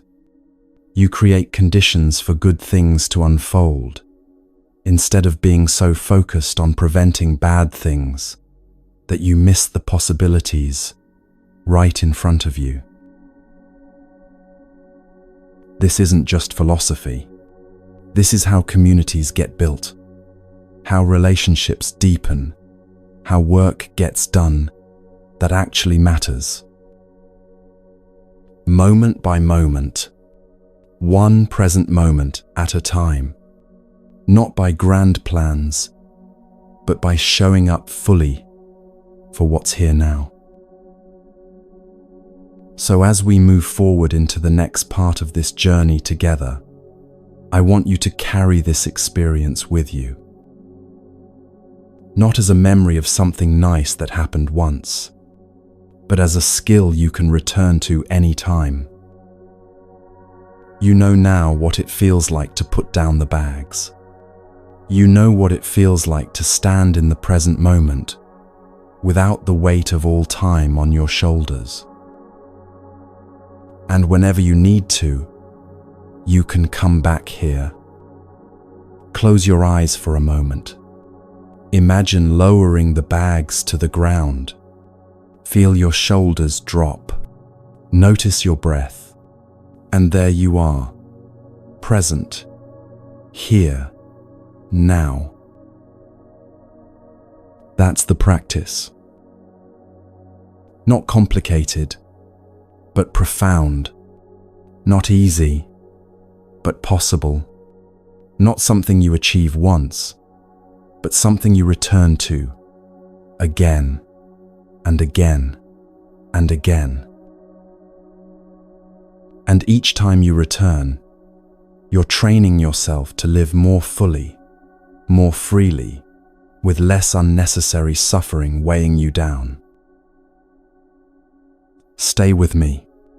There's more to explore about how to carry this practice into daily life, how to remember it when you most need it, how to build a life that's organized around presence instead of around the exhausting work of carrying time. But for now, just rest in this. You put down the bags. You're still here. You're okay. And that simple truth is the beginning of everything.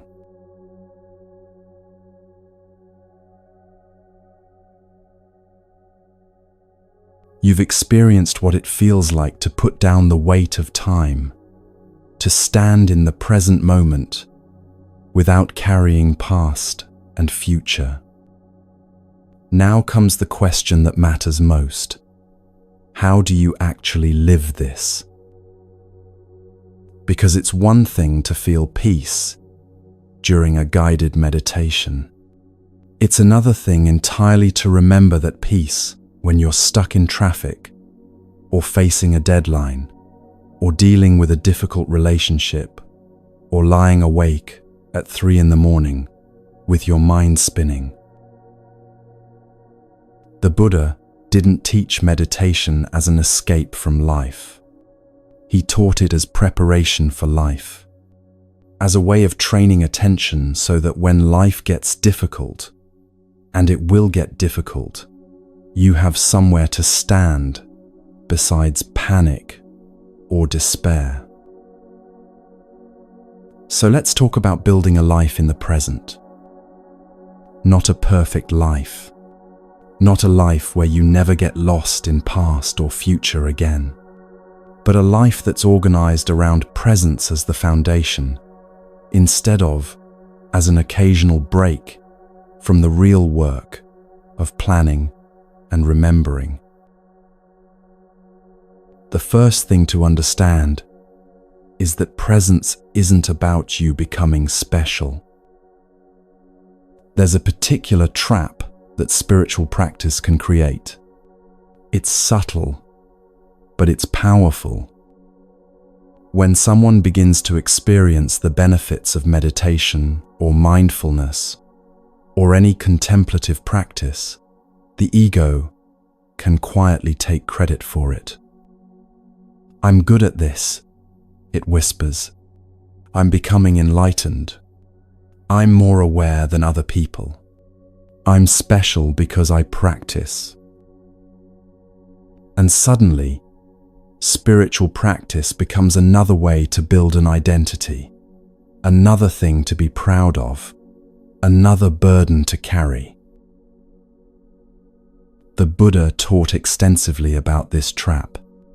He called it spiritual materialism, the tendency to accumulate spiritual achievements, the same way people accumulate possessions. He told stories about monks who became proud of their meditation abilities, who looked down on others, who hadn't achieved the same states, who thought enlightenment was something they personally owned. And he said, "This is the opposite of freedom. Because the moment you think, I am someone who is present, or I am someone who is enlightened, you've created a new burden to defend. Now you have to maintain that identity. You have to prove it to yourself and others. You have to be consistently present, consistently wise, consistently peaceful, or face the terror that you might lose this special status you've worked so hard to achieve. This is exhausting. The Buddha taught something radical about this. He taught that there is no permanent, unchanging self to be special in the first place. Not as nihilism, not as you don't exist, but as freedom from having to constantly construct and defend an identity. When teachers give teachings, the teachings don't belong to them personally.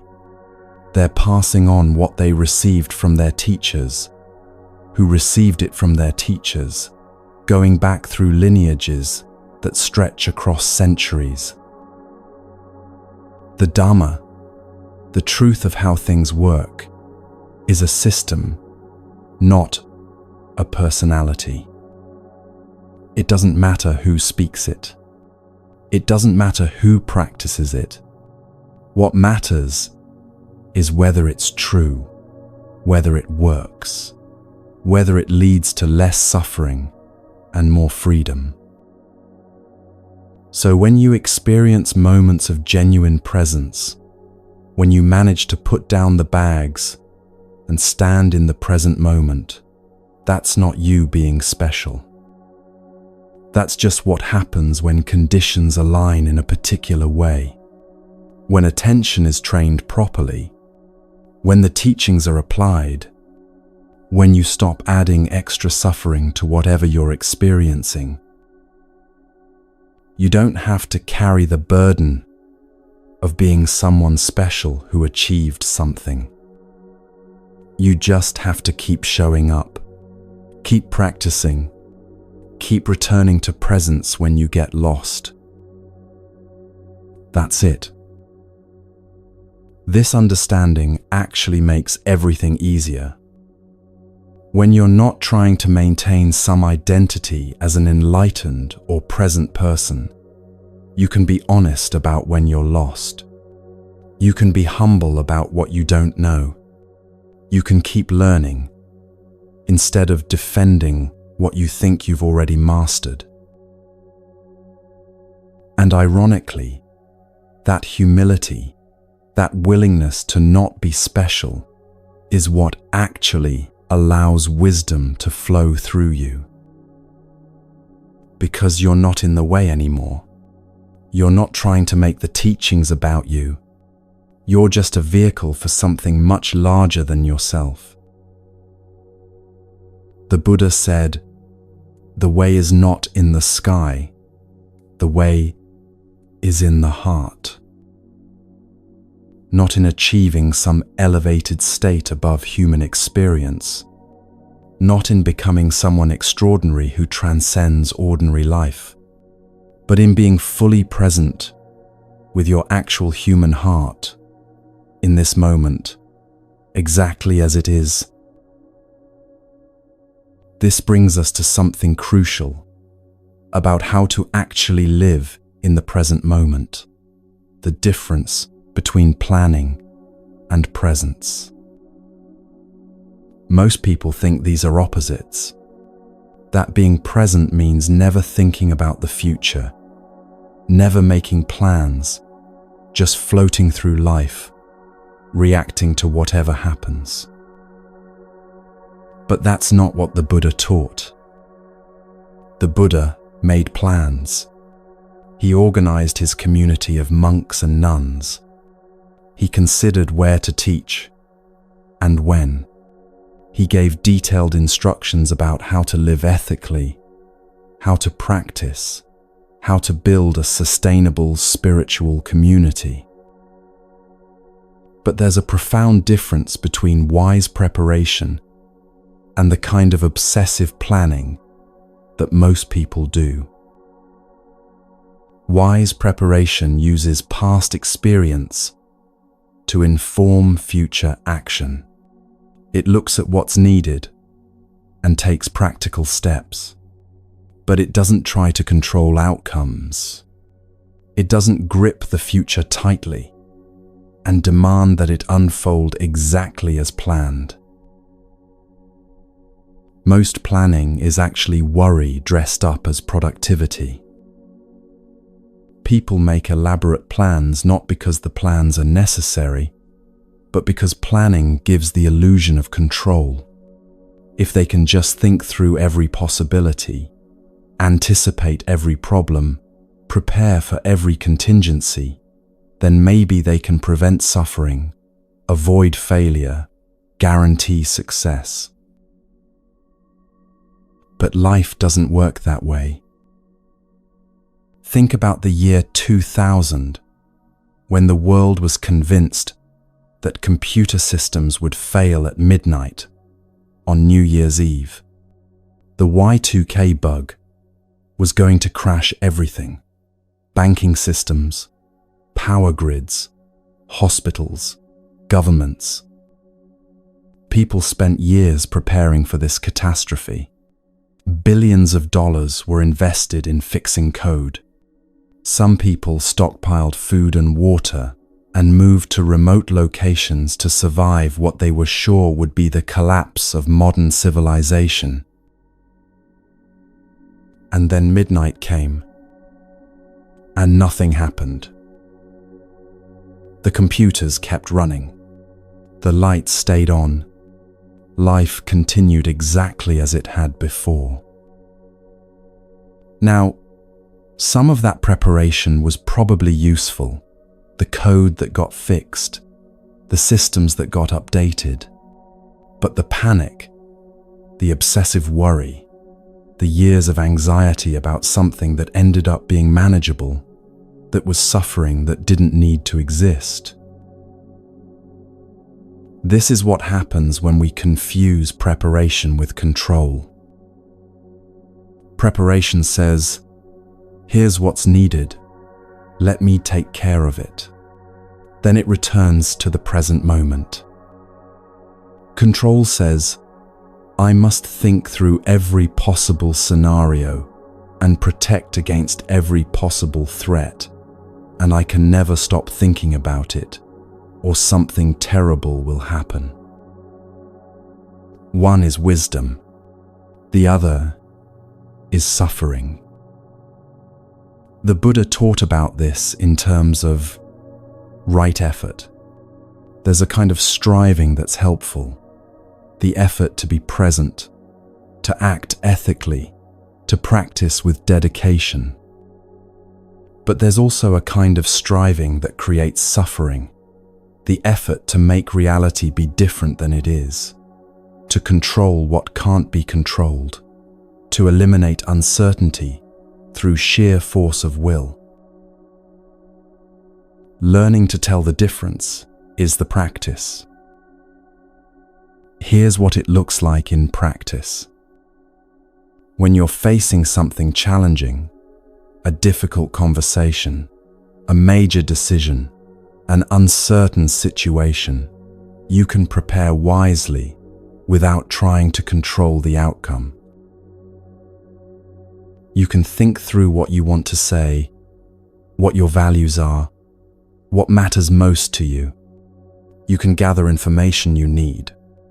You can clarify your intention.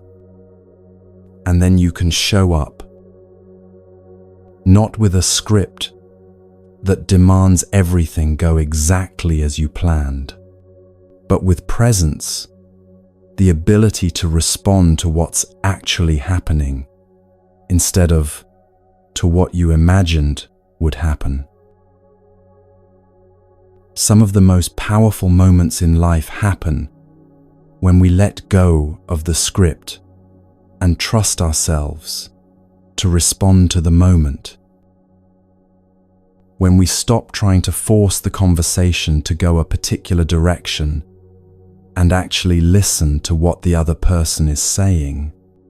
When we stop reciting our prepared speech and speak from what's true right now. When we stop defending our plan and respond to what's actually needed. This isn't carelessness. It's actually the opposite. It's paying such careful attention to reality as it unfolds that you can respond skillfully instead of just reacting from habit or fear. The Buddha called this samavayama, right effort, wise effort, effort that's aligned with how things actually work instead of how we wish they worked. And what he taught is that this kind of presence-based response actually creates better outcomes than rigid planning. Not because presence is magic, but because when you're present, you have access to information that planning doesn't have. What's actually happening right now, what's actually needed in this specific moment. What possibilities are opening up that you couldn't have predicted? When you're lost in your plan, you miss all of that. You're so busy trying to make reality match your expectations that you can't see what reality is actually offering. Life has a kind of intelligence to it. Not intelligent design in some theological sense, but resilience, adaptability, the ability to find ways forward that our limited planning minds can't foresee. When we stop gripping so tightly, when we stop demanding that everything unfold exactly as we think it should, we give life room to surprise us.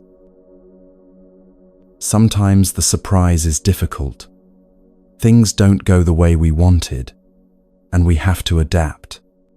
But sometimes the surprise is that the path forward was easier than we thought, that help came from unexpected places, that what we were so afraid of turned out to be manageable.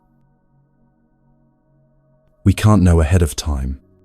That's the nature of living in time, in uncertainty, in a reality we don't fully control. But we can show up present for whatever unfolds. And that presence makes us infinitely more capable than any amount of anxious planning ever could. Now, you might be wondering, if presence is so valuable, how does it spread?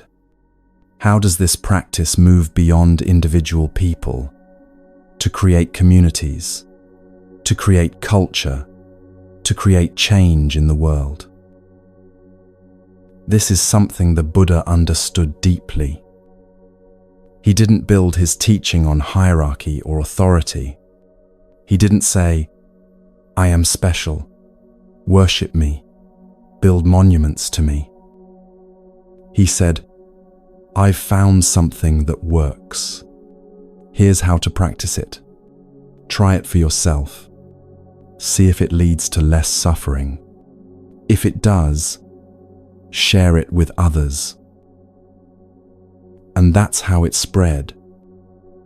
Not through conquest or conversion or evangelism, but through people experiencing the benefits of the practice and naturally wanting to share it with people they cared about.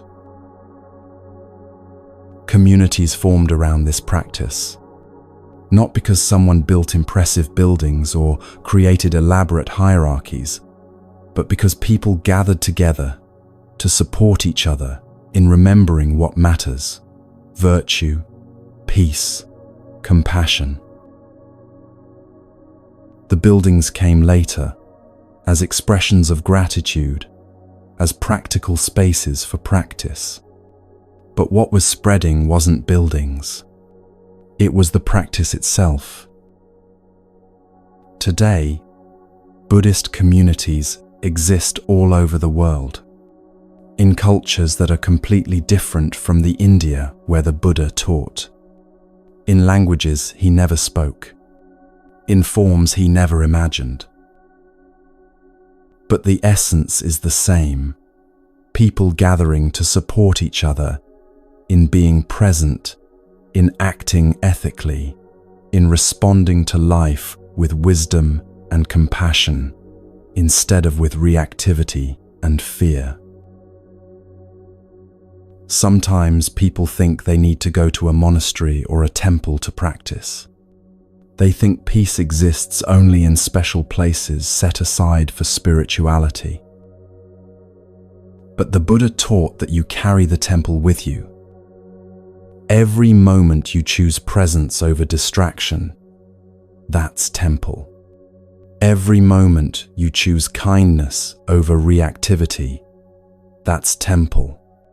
Every moment you remember to put down the bags and stand in the present, that's temple. The physical spaces are helpful. They remind us what we're doing. They provide support and community. They protect the teachings so they can be passed on to future generations. But they're not necessary for practice. You can be standing in line at the grocery store and be completely present with the experience of standing, breathing, waiting. That's practice. You can be washing dishes and be fully present with the sensation of warm water, the smell of soap, the rhythm of the work. That's practice.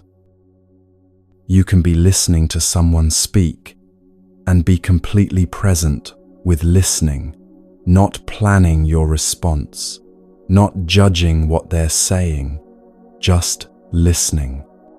That's practice. This is how the teaching spreads most powerfully, not through impressive institutions, but through individuals who embody presence in ordinary moments. When someone encounters a person who is truly present, who isn't rushing through the interaction to get to the next thing, who isn't distracted or defensive or performing, they feel it. They might not know what's different about that person. They might not have language for it, but they feel the quality of that presence, and something in them recognizes it as what they've been seeking. That's how communities form around this practice.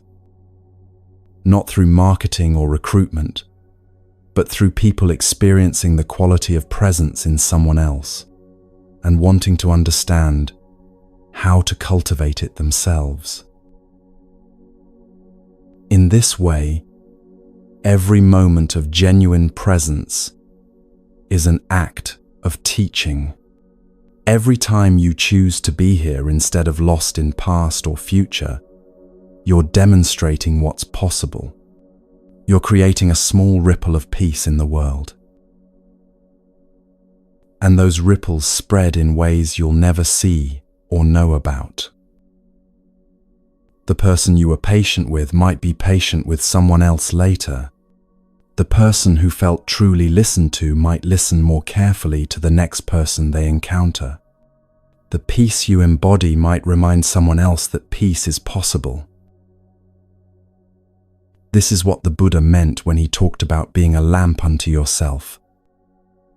Not that you light yourself on fire trying to illuminate everything, but that your presence, your embodied, ordinary, moment-by-moment practice of being here naturally radiates outward and affects everything around you.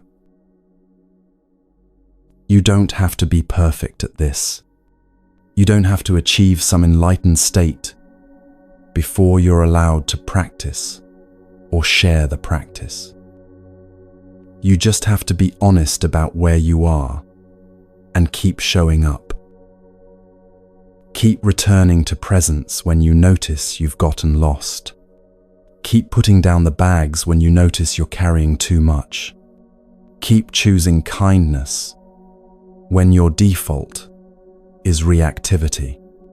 Keep choosing presence when your habit is distraction. That's enough. That's more than enough. Because every moment of practice is both caring for yourself and caring for the world. Every moment you're less reactive is a moment when someone else doesn't have to absorb your reactivity.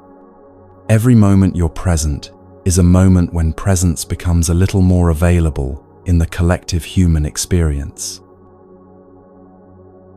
This is how you build a life in the present, not as a solo achievement, but as part of a web of practice that extends across time and space, connecting you to everyone who has ever made this choice to be here, now, as fully as they could. So the question becomes, how do we actually live this every single day? How do we remember to put down the bags when the weight gets so normal we forget we're carrying it? How do we choose presence when distraction is so much easier? How do we keep practicing when we keep forgetting? That's what we're going to explore next. Not as some elaborate system or complicated technique, but as simple practices you can weave into ordinary life. Practices that don't require you to be special or enlightened or different than you are. Practices that work with your actual human life exactly as it is. Because that's where freedom lives, not in some elevated state you achieve someday, but in the ordinary moments you're already living when you remember to be present with them. Stay with me. We're going to make this as practical and usable as possible. Because the teachings aren't meant to be beautiful ideas you think about. They're meant to be lived practices that change how you move through the world. And you're ready for that now. You've experienced presence. You've felt what it's like to put down the weight. Now let's talk about how to remember that experience when you need it most.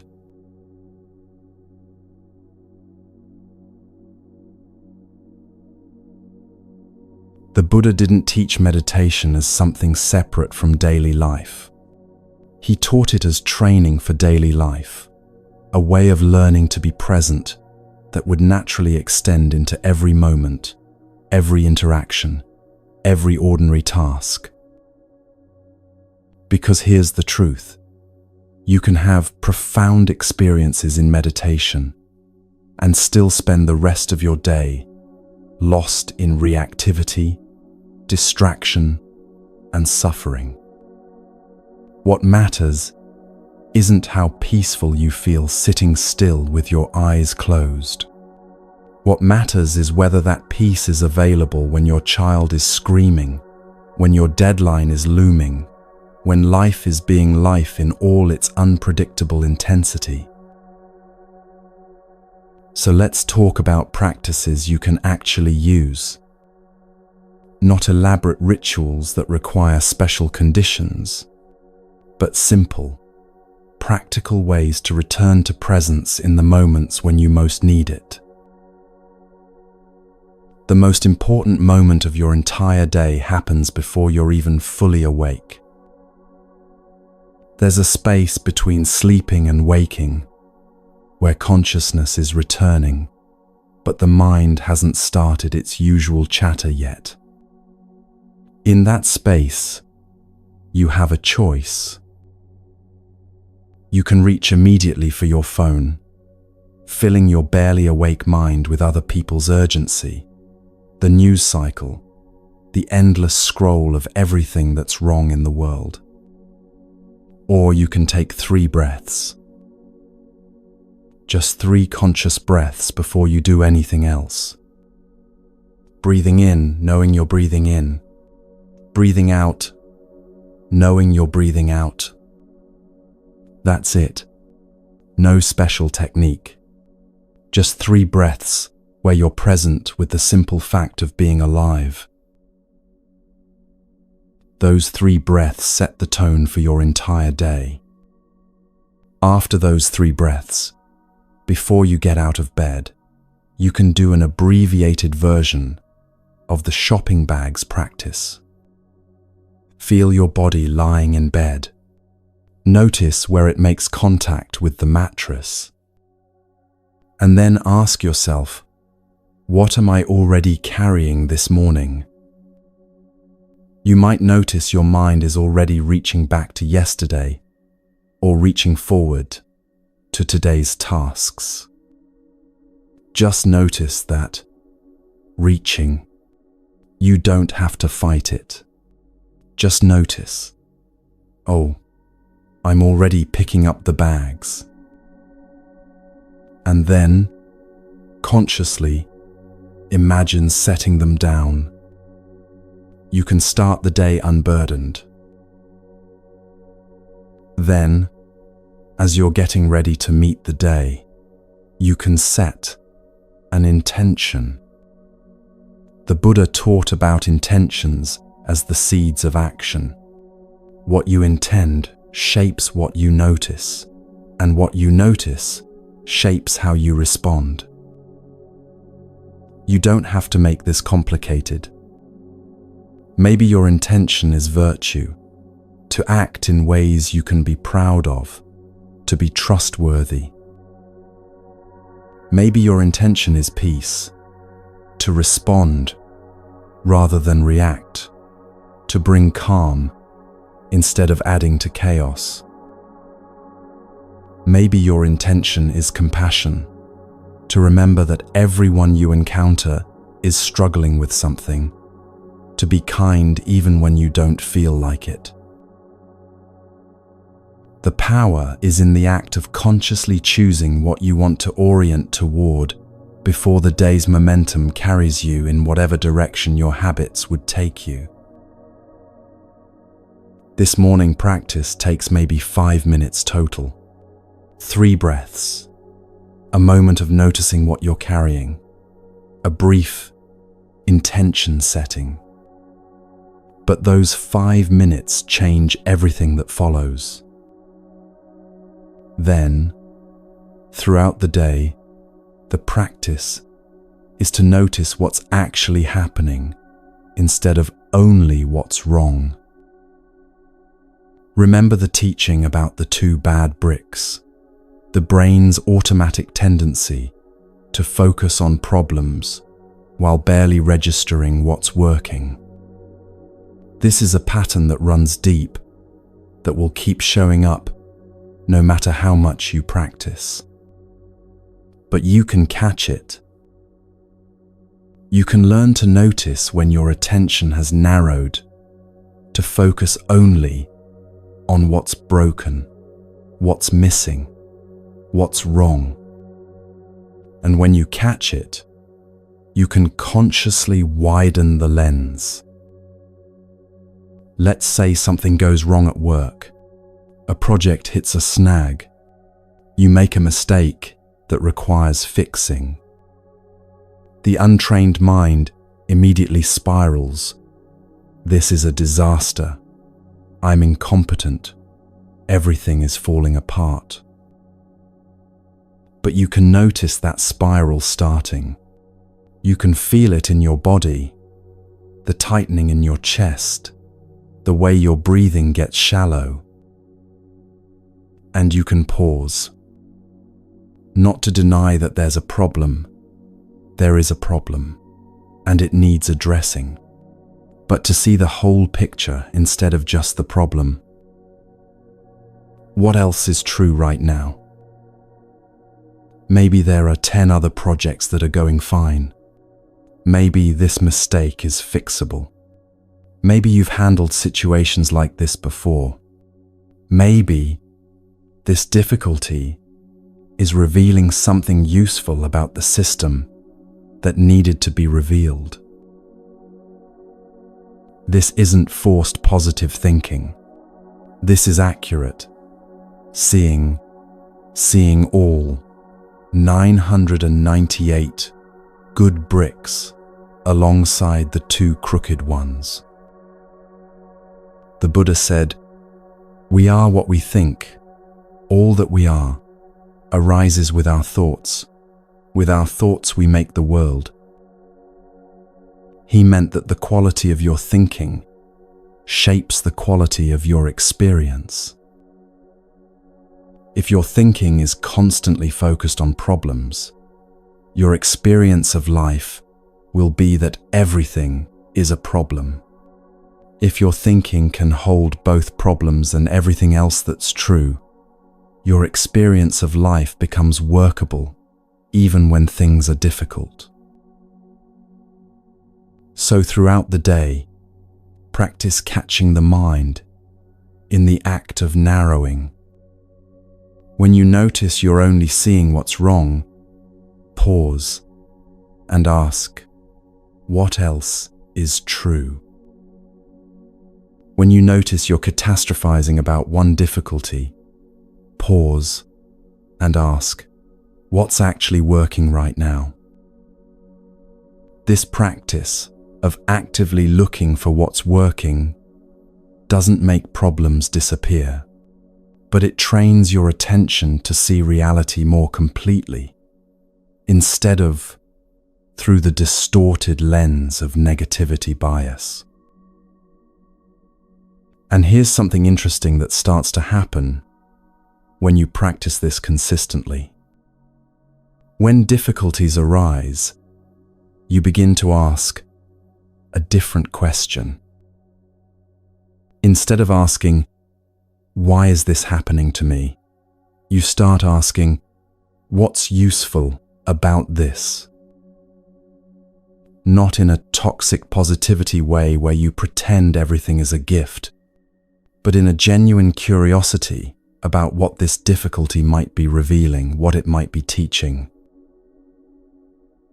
In nature, what looks like waste from one perspective is resource from another.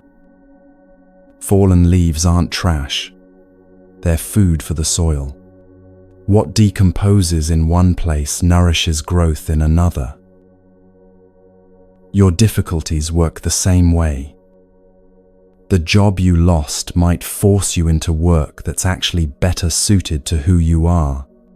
The relationship that ended might teach you things about yourself that no successful relationship ever could. You can't always see this in the moment. Sometimes you need distance and time before the usefulness of a difficulty becomes clear. But you can practice holding the possibility that even this hard thing might not be purely loss. That something useful might be composting here, even if you can't see the new growth yet. This isn't about making yourself feel better. It's about staying open instead of shutting down, staying curious instead of collapsing into despair. So throughout the day, practice this kind of attention. Notice when you're spiraling into everything is terrible. Notice when you're magnifying one problem into proof of total failure. And then, gently, widen the lens. What else is true? What's working alongside what's not? What might I be learning here? That's the practice. Then, at the end of the day, there's another opportunity to practice the space before sleep. Many people have been taught to keep gratitude journals, to list 3 or 5 things they're grateful for each day. This can be useful, but it can also become mechanical, forced, a spiritual chore you do to prove you're doing self-improvement correctly. The Buddha didn't teach forced gratitude. He taught honest seeing. So instead of forcing yourself to feel grateful for things you don't actually feel grateful for, Try this. Before you go to sleep, review your day the way you might review a movie you just watched. Not judging whether it was good or bad, just noticing what happened. That was hard. That was good. That was interesting. That surprised me. That hurt. That made me laugh. You're not trying to make the hard things not count, or the good things be more important than they were. You're just acknowledging the full range of what actually happened. This is what the Buddha meant by right view, seeing things as they are, not as you wish they were. And then, before sleep, you can do the shopping bags practice one more time. Lying in bed, imagine putting down everything that happened today, not denying it, but releasing your grip on it so you can actually rest. The day is over. It already happened. You can't change any of it now. Holding on to it through the night doesn't make it better. It just means you can't sleep. So put it down. Lower the bag to the ground. Feel your grip loosen. Let your body settle into the bed without carrying the weight of the entire day through the night. This simple practice, 3 breaths in the morning, noticing throughout the day, reviewing before sleep, creates a structure that makes presence possible even in the chaos of ordinary life. But there's one more practice that might be the hardest of all. The practice of extending to yourself the same compassion you're learning to extend to others. Remember the teaching about the 2 bad bricks? Most people do this to themselves more harshly than they do it to anything else. They can see 998 good things in a friend and focus lovingly on helping with the 2 that aren't working. But when they look at themselves, they see only 2 bad bricks and genuinely believe the whole wall should be torn down. The Buddha taught extensively about metta, loving kindness, the practice of wishing well-being for all creatures. But he said to start with yourself. Not because you're more important than others, but because if you can't extend kindness to yourself, your kindness to others will eventually become depleting. Most people misunderstand self-compassion. They think it means letting yourself off the hook or being self-indulgent. But that's not what it means. Self-compassion means seeing yourself as clearly as you see others, with all your imperfections, with all your struggles, and treating yourself with the same kindness you'd offer someone you love who was going through what you're going through. It means acknowledging when you made a mistake without making it mean you're a terrible person. It means recognizing when you're struggling without adding judgment about how you should be handling it better. It means seeing your imperfections the way you see the twisted trees in a forest, not as flaws that make you worthless, but as evidence that you've weathered storms and are still growing. The trees that are most beautiful are often the ones that are bent and weathered, the ones with character, with a story written into their shape. You are that tree. Your imperfections aren't mistakes in your design. They're your features. They're proof that you've actually lived, that you've survived difficulties that could have broken you. When you look at someone else struggling, you probably think, They're doing their best. This is hard. They deserve compassion. When you look at yourself struggling, you probably think, I should be better at this. What's wrong with me? But why? Why do you deserve less compassion than anyone else?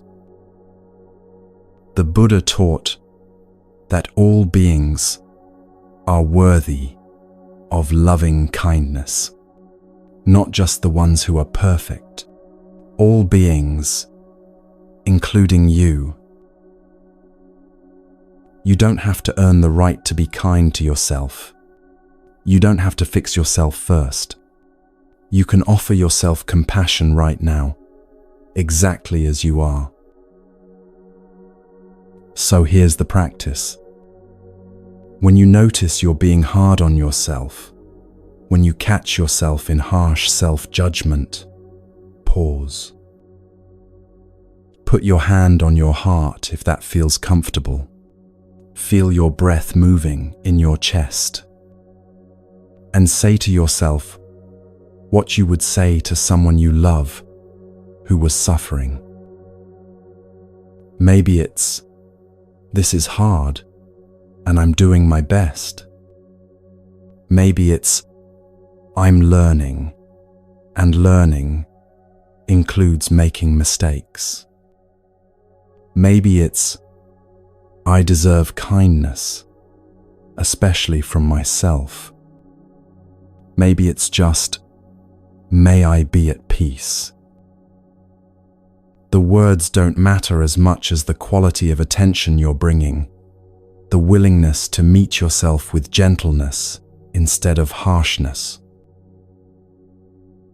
This isn't indulgent. This is necessary. Because when you're constantly at war with yourself, you don't have energy for anything else.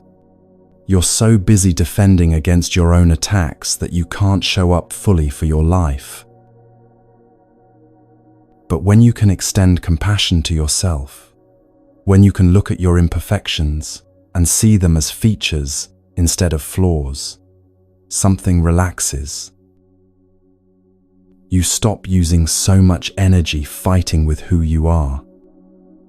And in that relaxation, you become more available for everything else. More available to be present with others. More available to respond skillfully to difficulty. More available to notice beauty when it appears.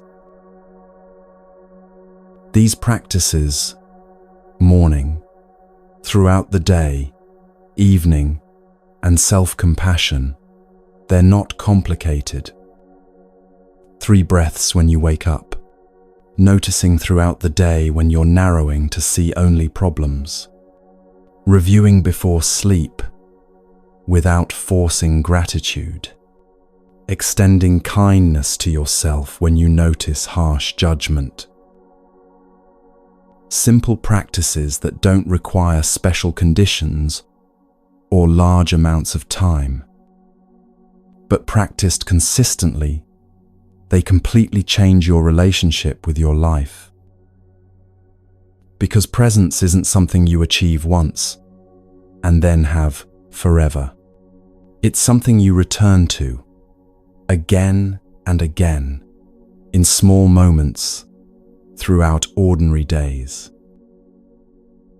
And each time you return, you're training yourself to live with less unnecessary suffering, more availability for what matters, and a quality of attention that makes peace possible, even in difficulty.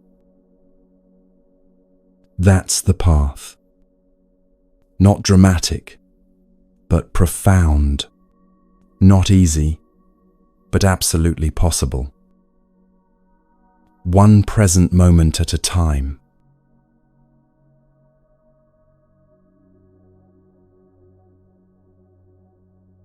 There's something humanity does at the turning of a calendar year that might seem irrational if you think about it too carefully. We mark the passage from December 31st to January 1st as though something fundamental has changed, as though the universe itself has reset, as though we get a clean slate simply because the number on the calendar is different. And objectively, that's absurd. The Earth doesn't care about our calendars.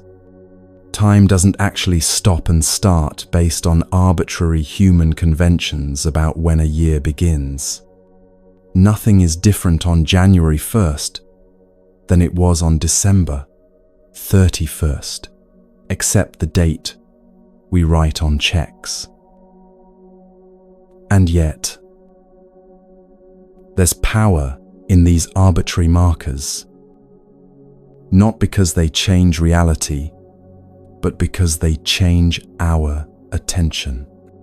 They create a pause, a threshold, a moment where we collectively agree to stop and take stock before moving forward. The Buddha understood this about human psychology. He created specific times for reflection, for renewal of commitment, for letting go of what no longer serves. Not because certain days are inherently more sacred than others, but because human minds need markers. We need ceremonies that give us permission to release, to begin again, to remember what matters. New Year's Eve is one of these markers. But here's what most people misunderstand about it. They think New Year's is about the future, about resolutions, goals, plans for who you're going to become in the year ahead. And so they spend the threshold moment doing exactly what causes suffering, carrying the future, gripping it tightly, demanding that the next 365 days unfold according to their plan. By February, most of those resolutions are abandoned, not because people lack willpower, but because the resolutions were based on the fantasy that you can control the future through sheer determination. The Buddha taught something different about thresholds like New Year's. He taught that they're opportunities to release, not to grip more tightly. New Year's isn't about carrying more into the future. It's about putting down what you've been carrying from the past.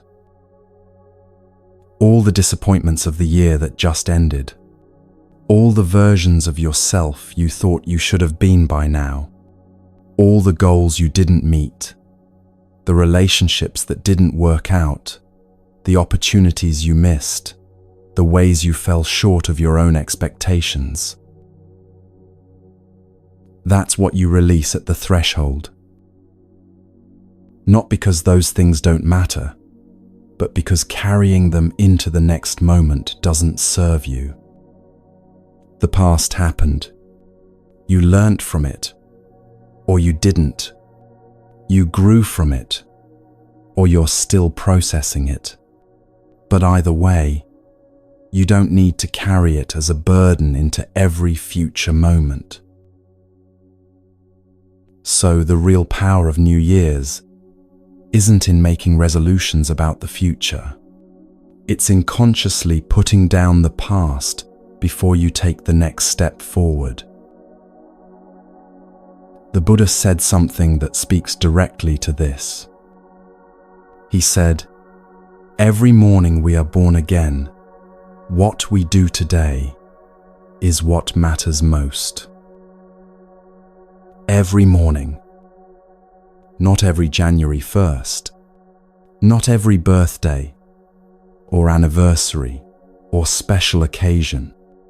Every single morning, every single moment you wake to consciousness, you have the opportunity to begin again. The fresh start isn't granted by the calendar. It's available right now, In this moment, simply by choosing to put down what you've been carrying and be present with what is. New Year's Eve just gives you social permission to do what you could do any moment, to pause, to reflect, to release, to set down the bags and stand in the present before picking up what you actually need for the road ahead. And there's something powerful about doing this collectively, about knowing that all around the world, millions of people are pausing at the same threshold, taking the same breath between what was and what's coming. That collective pause creates a field of possibility. It reminds us that we're not alone in this practice of trying to live more consciously, more presently, with less unnecessary suffering. In Buddhist communities, threshold moments like New Year's often include blessings. Not blessings in the sense of asking some external deity to grant favors, but blessings as a form of intention setting, a way of consciously directing your attention toward what you want to cultivate in yourself and in the world. These blessings often use traditional language, sometimes Pali, the language the Buddha spoke, sometimes Sanskrit, sometimes the local language of wherever Buddhism has taken root.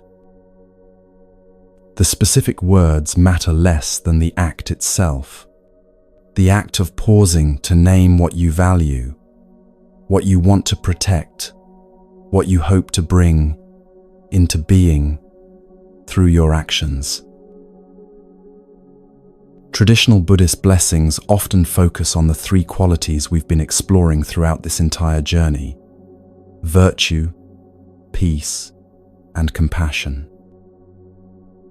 When Buddhists bless themselves or others, they're not asking for material success, or for life to be easy, or for everything to go according to plan. They're blessing the capacity to act with integrity even when it's difficult, the capacity to remain at peace internally even when external circumstances are chaotic, the capacity to respond to suffering, their own and others, with wisdom and compassion instead of with reactivity or avoidance. These blessings often include phrases about safety and protection, about being free from danger, free from mental suffering, free from physical suffering. But the protection being invoked isn't some magical shield. It's the protection that comes from living skillfully, from making choices that create safety rather than harm, peace rather than conflict, connection rather than isolation. When you bless yourself with freedom from mental suffering, you're not asking the universe to remove all difficult emotions from your life. You're setting an intention to practice in ways that don't add unnecessary suffering to the inevitable pain of being human. When you bless yourself with peace, you're not asking for life to stop being challenging. You're committing to cultivate the inner stability that allows you to meet challenges without fragmenting, without losing yourself in reactivity. When you bless yourself and others with compassion, you're acknowledging that everyone is struggling with something, and you're choosing to respond to that struggle with kindness rather than with judgment or indifference. This is what makes blessings different from wishes or goals. A wish is passive. You hope something happens. A goal is about the future. You plan to make something happen. But a blessing is about now. It's an active cultivation of a quality in this present moment, a remembering of what you value, a directing of your attention toward what you want to grow in yourself and in the world around you. In traditional Buddhist ceremonies, blessings are often done in community. Everyone says the words together, or one person speaks them while others listen, and there's a sense of collective intention being set. This matters because it reinforces that you're not doing this practice alone. You're part of a lineage of people who've been trying to live more skillfully, more consciously, with less suffering for thousands of years. And you're part of a community of people alive right now who are also trying to figure out how to be human in ways that create more peace and less harm. So blessing isn't just personal, it's relational. It connects you to something larger than your individual struggle. But you don't need to be in a formal ceremony to offer a blessing. You don't need to know traditional words or be part of an official community. You can create your own blessing right now, in this moment.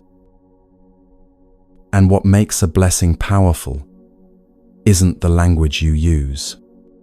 It's the sincerity of your intention, the clarity of your attention, the willingness to consciously choose what you want to cultivate, instead of just letting habits run your life. So let me offer you an invitation.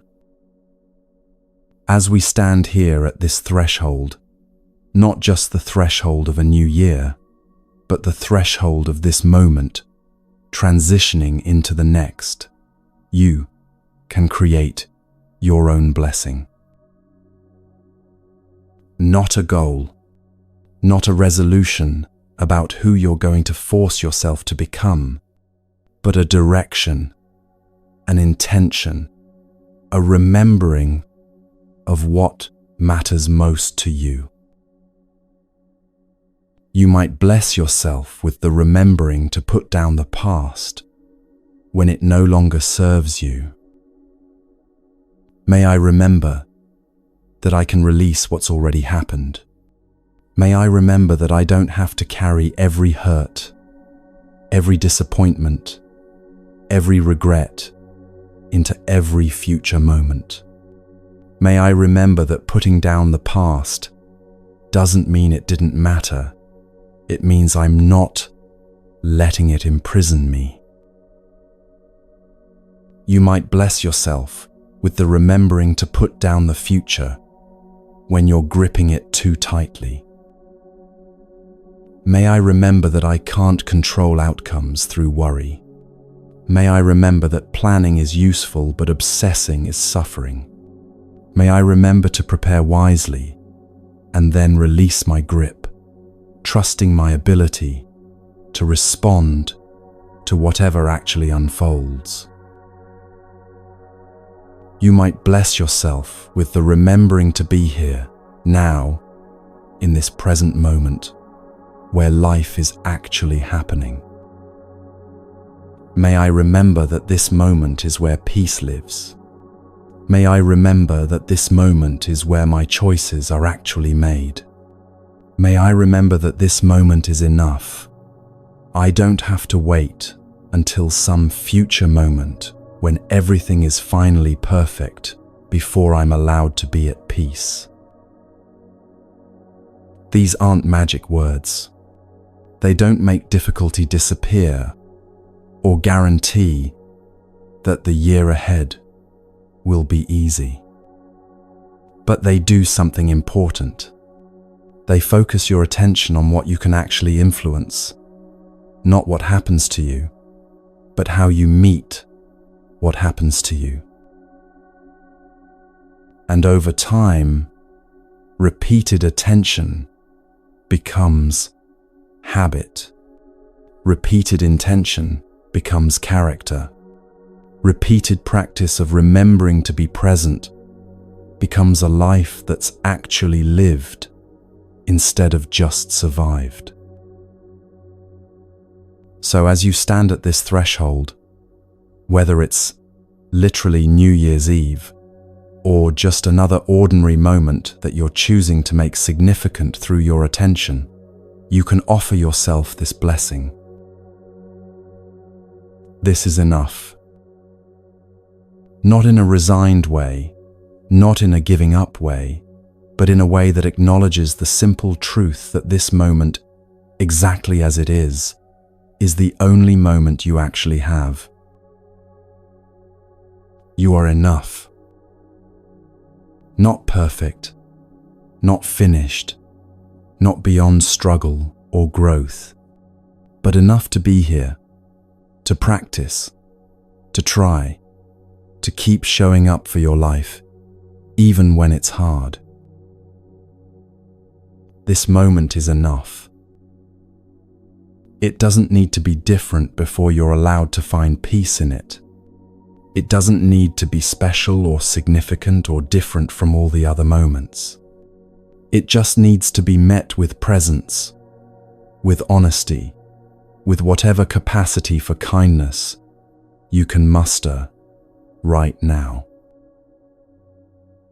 That's the blessing, not a promise that everything will work out perfectly, not a guarantee against future suffering, but a remembering that you have what you need to meet this moment, this one right here, right now, with presence and dignity and the courage to keep practicing, even when you keep forgetting.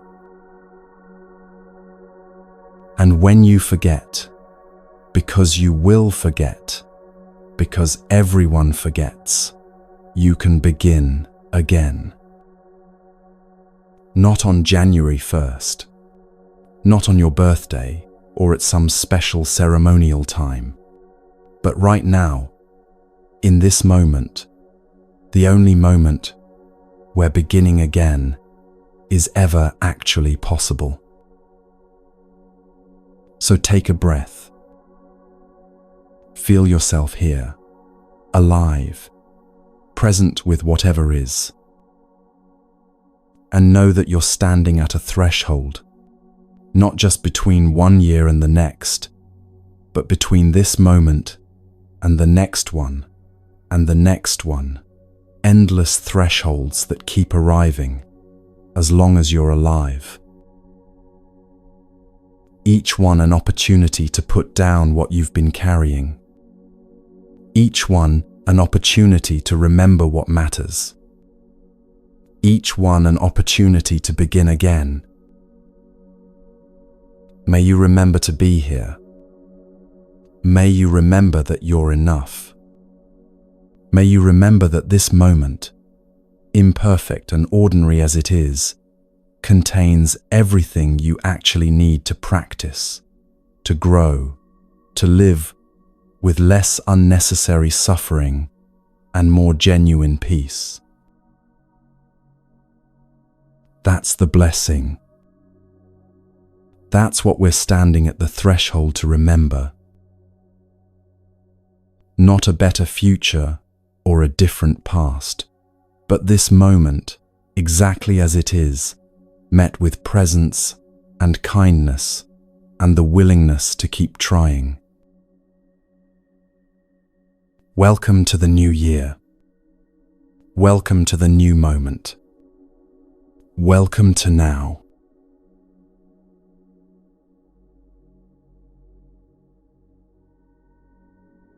We've come to the end of these 3 hours together. And here's what I want you to know as you return to your life. The shopping bags are still there. The past and the future haven't disappeared. You'll pick them up again because you need them. Memory teaches. Planning helps. Thinking about time is part of being human. But now you know something you didn't know before. You know how to put them down. You know what it feels like to stand in the present moment without carrying the weight of all time on your shoulders. And you can return to that feeling anytime you need it, not as some special meditation practice, but as a simple remembering, oh, I'm carrying too much right now. Let me put it down for a moment. You know about the 2 bad bricks now. You know that your attention will naturally focus on problems, and you can choose to widen the lens to see what else is true.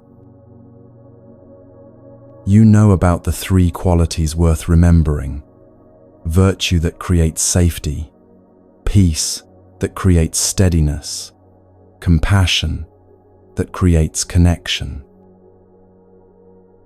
These aren't things you learned once and now you're done.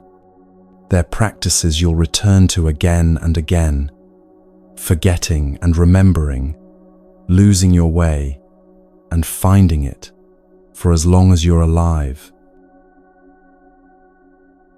And that's okay. That's the practice. If this helped today, it will help again tomorrow.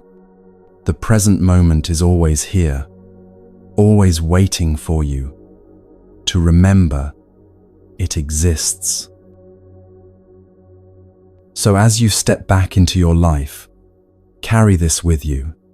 You don't need a temple or a special place to practice presence. You carry it inside you. Happy New Year. Happy new moment. Happy now.